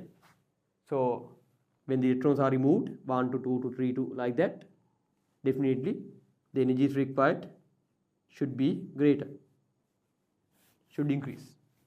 When the electrons are removed one by one, the energy required should becomes higher. That is what we have learned last time, right? So when the successive electrons are removed, the energy should increase, right? Okay, let's try to draw this graph. Right, it was removed like this, 3, 4. No need to write all the 17 electrons. Just write 1, 2, 3, 4. That's enough. Okay, right. Chris, I'm asking you a question. Are you ready? Yes? No? Chris?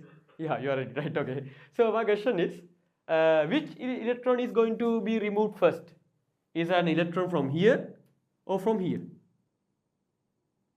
If you are to release an electron from your chlorine atom, the first electron, you are trying to remove the first electron from the chlorine atom, which electron to be removed first? An electron from here or here? 3p, yeah. That is the most loosely bound electron, right? So that is what we have done when forming the cations, right? Always the electrons are removed from the outermost subshell. Here the outermost subshell is, right, 3p, guys. The 5 electrons are there. So the first electron will be removed from here, right? So like that, we have 5 electrons on the 3p subshell. So those electrons can be removed like this. This is the first electron removed. If I had to put it like this, Then this is the second electron removed, third electron removed, the fourth electron removed. Like that, you can come up to 5 electrons. You can come up to 5 electrons. Like this, with kind of a same slope, you can write up to 5 electrons. Don't need to put 1, 2, 3, 4, 5 in this axis now. Just 5 electrons. Just put 5 points. Those are the 5 electrons at your 3p subshell. In your 3p subshell, you have 5 electrons. Those are the 5 electrons at your 3p subshell. Those are the outermost electrons. Those are the ones which release first. Right now? Right. After releasing those 5 electrons, right? After releasing those 5 electrons, then we are with a situation with 2 electrons which are more closer to the nucleus than the released 5 electrons. Now we are with a situation with 2 electrons, with a subshell with 2 electrons. Actually, those 2 electrons are much closer than the released 5 electrons. Right? So that we need bit higher energy to release these 2 electrons from your atom compared to these 5 electrons. To release these 2 electrons from your atom, we need bit higher energy than these 5 electrons. So we can mention that thing with slight increasement.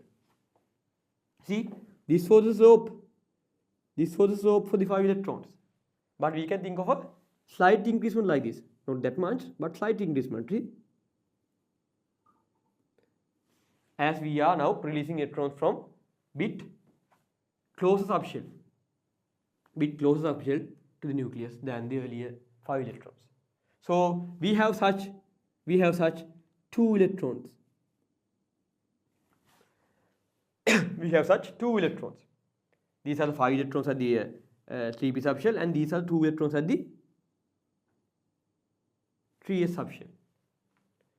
2 electrons at the 3s subshell. Right? Okay. Now we have released all of these 7 electrons, right? Now 7 electrons have been released from the chlorine. Now we are leading up to, now these are gone, right? Now these are gone. Now we are leading up to inner shell. Now we are leading up to an inner shell. Right? These are n equals 3 guys. Now we are leading up to n equals 2 guys. Kind of inner shell. So basically, when it comes to inner shell, these guys, those are much closer to the nucleus than the so released 7 electrons. Than the earlier released 7 electrons. Now these 8 electrons are much closer to your nucleus. So those are heavily bound to the nucleus compared to these 7 electrons. These 8 electrons are heavily bound to the nucleus than these 7 electrons. So that we need great energy. We need some great energy to release these 8 electrons compared to these. So that should be mentioned by a great increasement in ionization energies. Like this. So removing the electron, first electron from here, removing the first electron from here becomes much harder, will be much harder than releasing all of these 7 electrons. Releasing the first electron from here is much harder, very harder than the releasement of all these 7 electrons. That is what we can see here. This one, these 7 electrons compared to these 7 electrons, this is much harder. This is the releasement of first electron from an inner shell. This is the releasement of first electron from an inner shell. All of these electrons are appearing at the outermost shell. All of these electrons are appearing at the outermost shell. These are electrons appearing at the outermost shell. Right? We can call it as the valence shell. Right? These are valence shell electrons.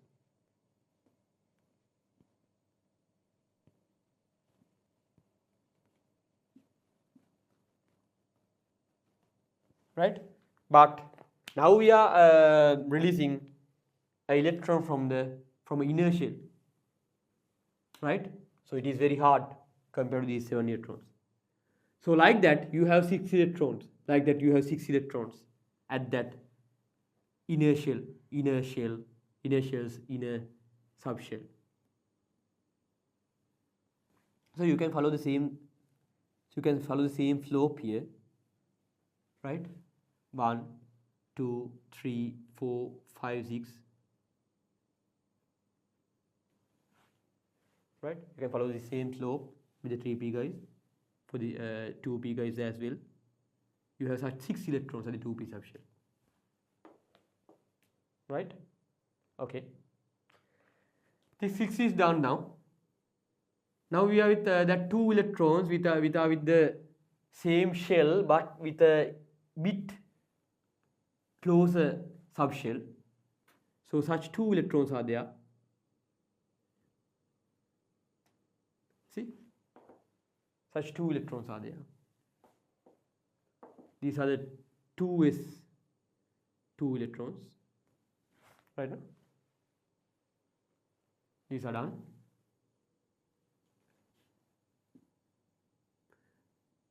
Then we come to what?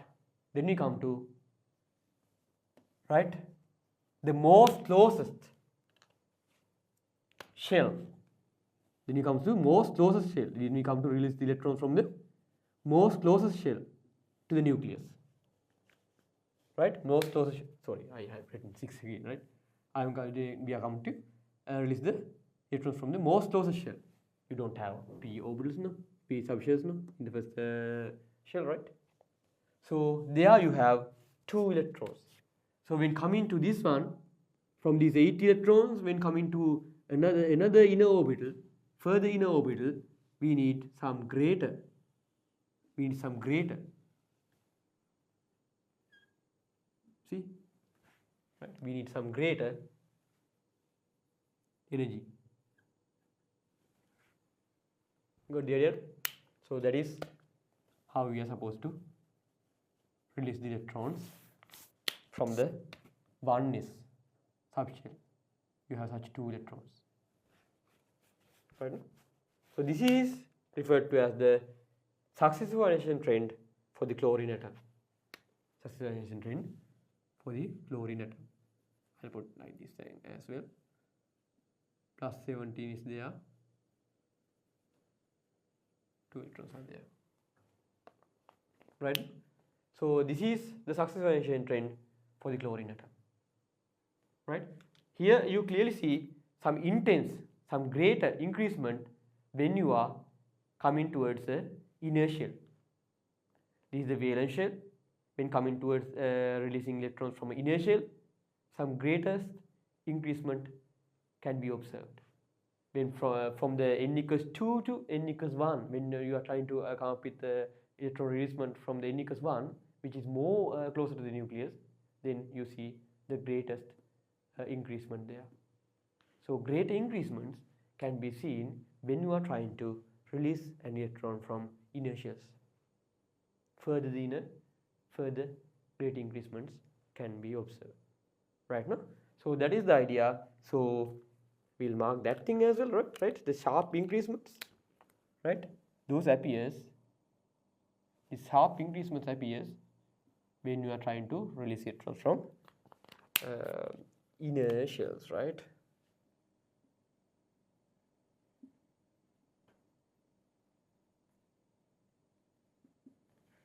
Sharp increment in ionization.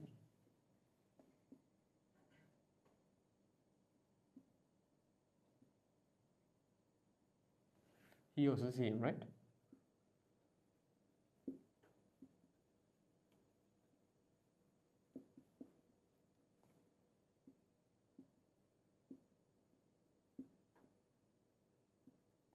So now I just start to draw this diagram. Just start to draw this diagram. Right? When drawing this diagram, right? You are supposed to have a very little slope, right? You are supposed to have a very little slope when it comes to electrons in the same shell. When it comes to electrons in the same shell or same subshell, right? Very little slope should be maintained. Very little slope should be maintained. Huh? But when it comes to when you are going towards the inner shell, then the great slope should be maintained. Here very little slight slope, slight slope. Don't write it like this, right? Don't write the 5 6 electrons like this. Don't maintain this kind of slope. It could be kind of a 10-degree angle or something. 10-degree or very slight angle, right? Don't try to come up with like a kind of 30-degree angles or kind of things. Very slight slope should be maintained with electrons in one single subshell, right? So complete the diagram, Lama. Complete diagram, and it's better if you can send me a picture as well after drawing this stuff.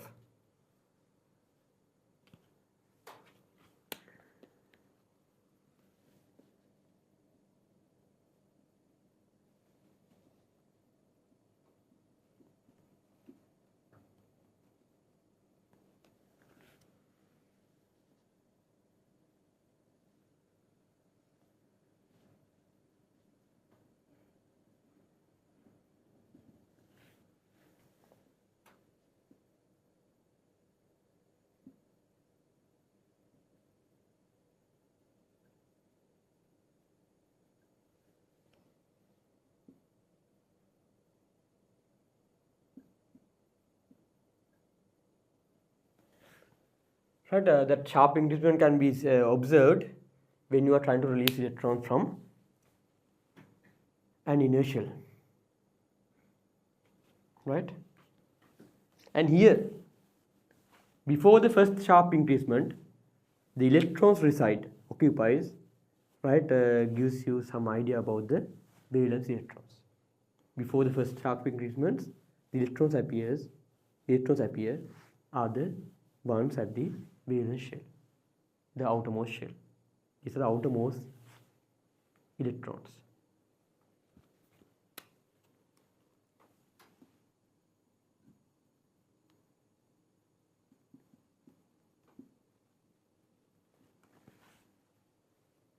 Right? Outermost electrons.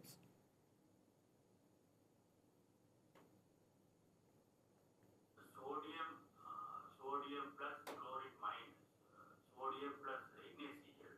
Yeah. There is now sodium plus the energy required when the electron is released or when we anti-electron we don't talk anything about energy. We'll discuss about the energy involvement in addition of electrons as well, Chris, right? Those will be discussed under a topic called electron gain energy, right? So this is about the ionization energy, that is the energy involvement in releasing electrons. But another concept is there at the end of the first lesson. Maybe in 3 weeks we will be there. Yeah, most probably not this week. After that, right? In 3 weeks we will be there, which is referred to as electron gain energy. That is concerned about the energy involvement in adding electrons to an atom, right? That will be discussed, right?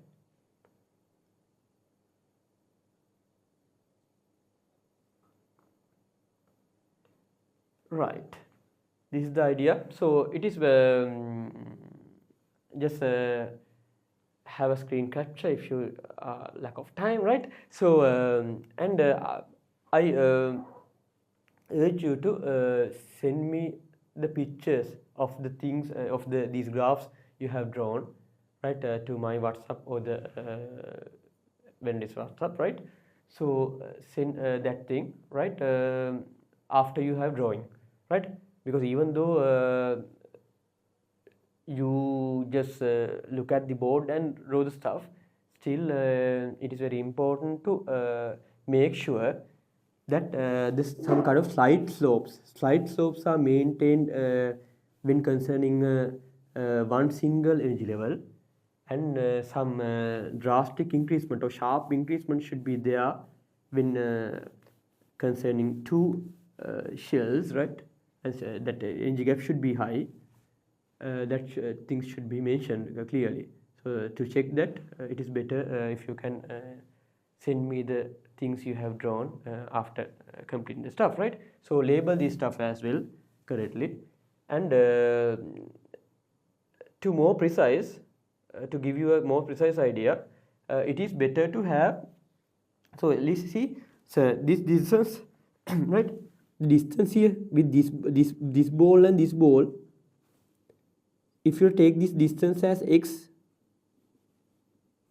if you take this distance as x, the height between this and this, right, if you take this as x, the height between this and this, right, this height should be at least greater than 2.5 heights of this thing.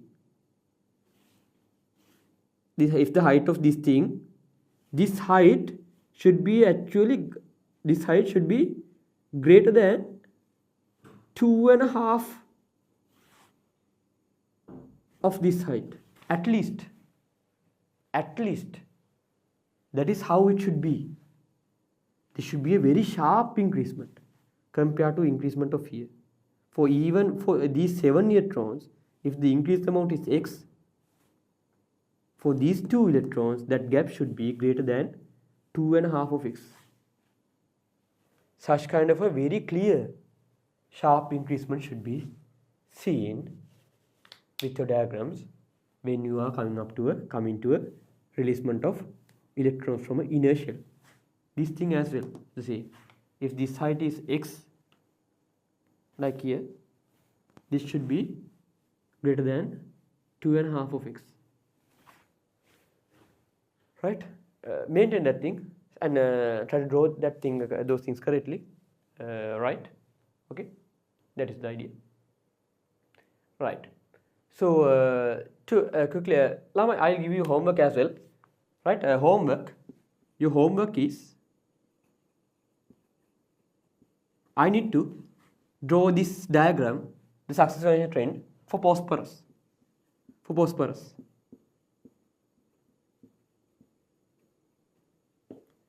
For phosphorus, just draw the successive trend and send me the answer for phosphorus. Just come up with the electron configuration first and release the electron by electron and simply draw for the phosphorus. Send that thing as well. Send that thing as well, right? Okay. Before winding up the session, you have 2 questions at the next page.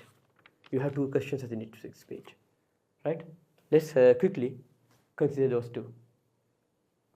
Lamai, just 2 while doing the work, just listen to this, right? Just do the questions in your workbook under the control numbers, as well as this. We had now discussed about the electron confusion. So there's a part about the electron confusion. You may be able to do the first 30 questions now, right? Those MCQs. Just complete that stuff. I'll send you some videos. With reviews, right? Tomorrow I'll send you the review video for questions of the control numbers. Just go to the note and do the questions and see the review video, right? And then I'll send you the review video for questions on electron confusion as well in 3-4 days, right? Okay, just do the questions in your workbook 2, that white color book, right? Just do this, right? So do the homework for this thing as well. And before winding up, just quickly do the second and third questions appearing at the next page.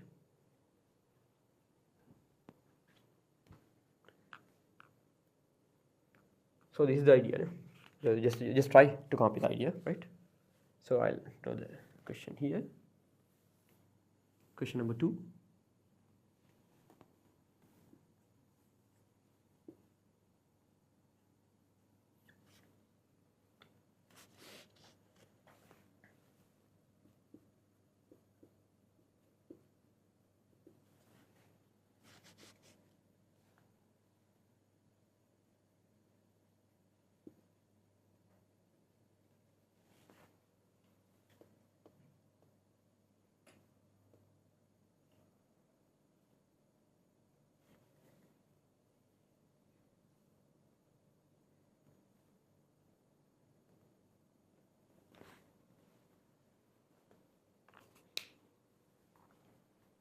Dechana, can you come up with a good answer for the second question?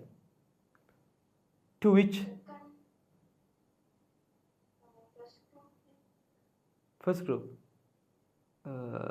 What about the Chris? Okay, I will discuss. Chris? What? Sorry? Second group. Okay, let's see. Let's discuss about the. Let's have the idea of the Chris as well. Okay, Chris, what you are telling, right? What your choice here for the second question? Which group this element belongs to? No idea. The idea is here, Lavan. I'll explain it with this graph here, right? Third group. No. Okay, I'll give the idea here. See, I said that before the first sharp increasement, that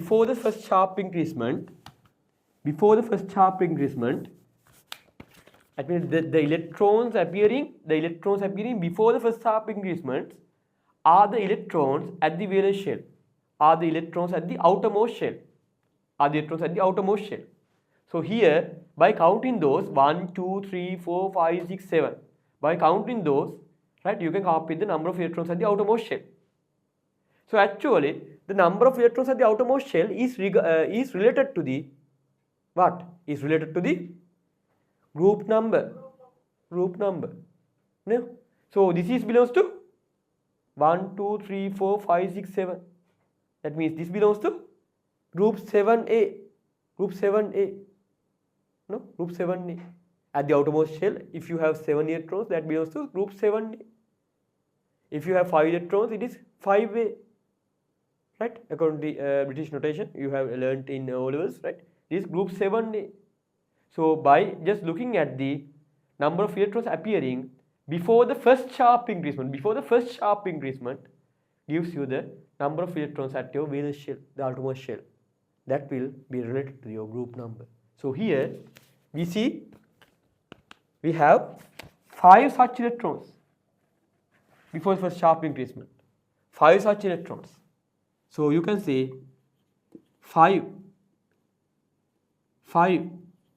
electrons are at the valence shell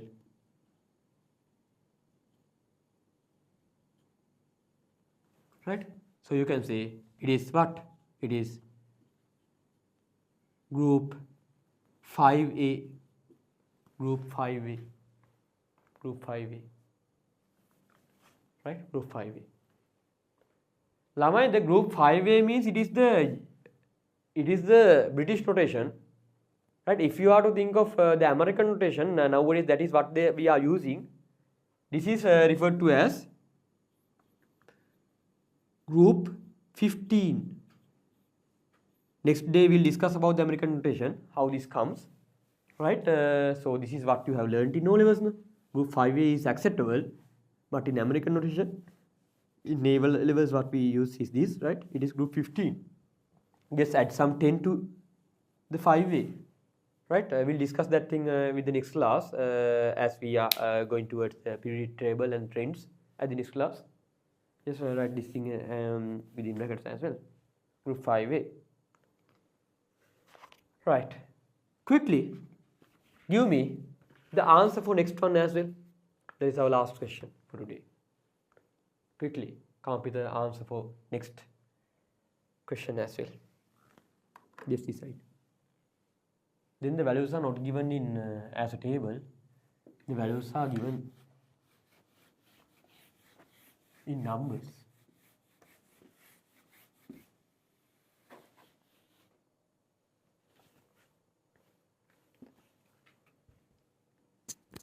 Let's try to come up with a good answer.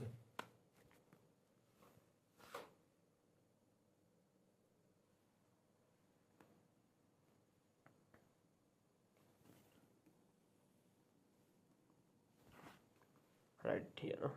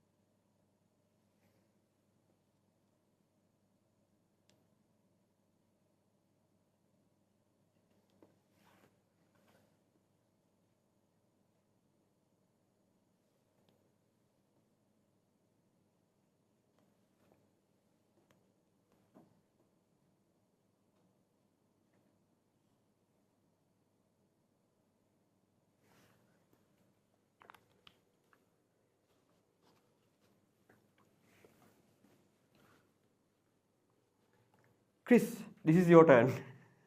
Can you come up with a good solution for this one? What do you think? Which group this element in question number 3 belongs to? Third group. Deshana, okay. Let's ask from Chris as well. Chris, what do you think?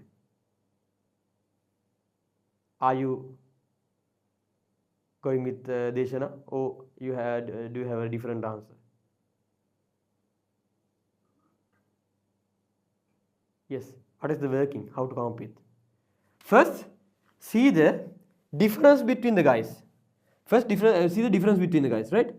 Between these two, the difference is just roughly come up with the values, right? The difference is just rough values, right? 1300. Between these two,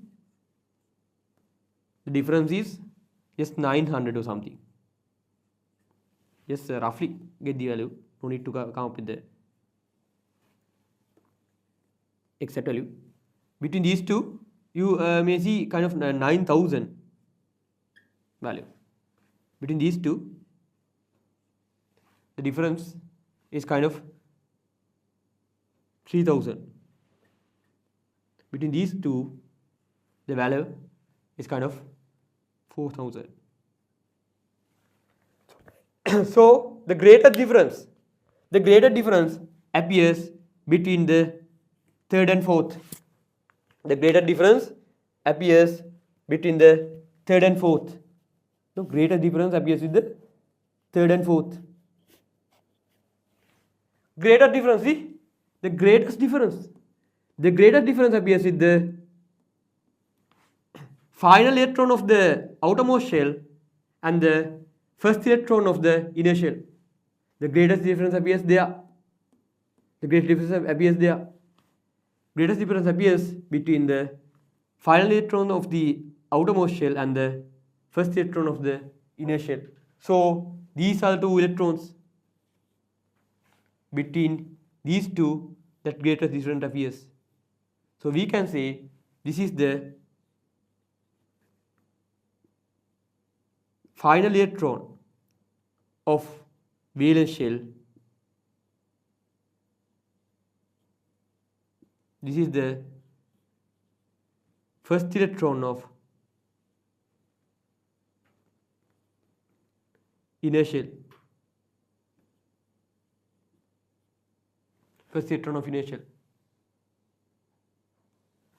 Right now? So that your valence shell contains 3 electrons. Yes, Deshana is correct. Deshana got the answer, right? It is the third, right? It is the third group. So we can say the answer, we can write the answer as you can write the answer at the bottom line. I don't have space, that is why I'm writing here. So you can say the Y belongs to group 3A. Just write it as T3A. Or one can say group 13. In normal numbers, group 13. In Roman number 3A. That is the answer. Right? No? So that is the answer for the question number 3. So with the use of this knowledge, you can try to complete the questions. So, you can try to complete the questions appearing in your workbook as well. So with this, we'll wind up at this stage, right? Do you have any questions, Deshana, as well as Chris? Any questions regarding the lesson today? If not, we can stop at this point. No, what is clear now, right? Deshana, are you okay? Yes. Right, no? Okay, then we'll stop at this stage, right? So we'll start the next class with the shielding filter and stuff, right? We had some time has gone quickly, right? So okay, we'll start with the periodic trends next day, right? Then till then, goodbye.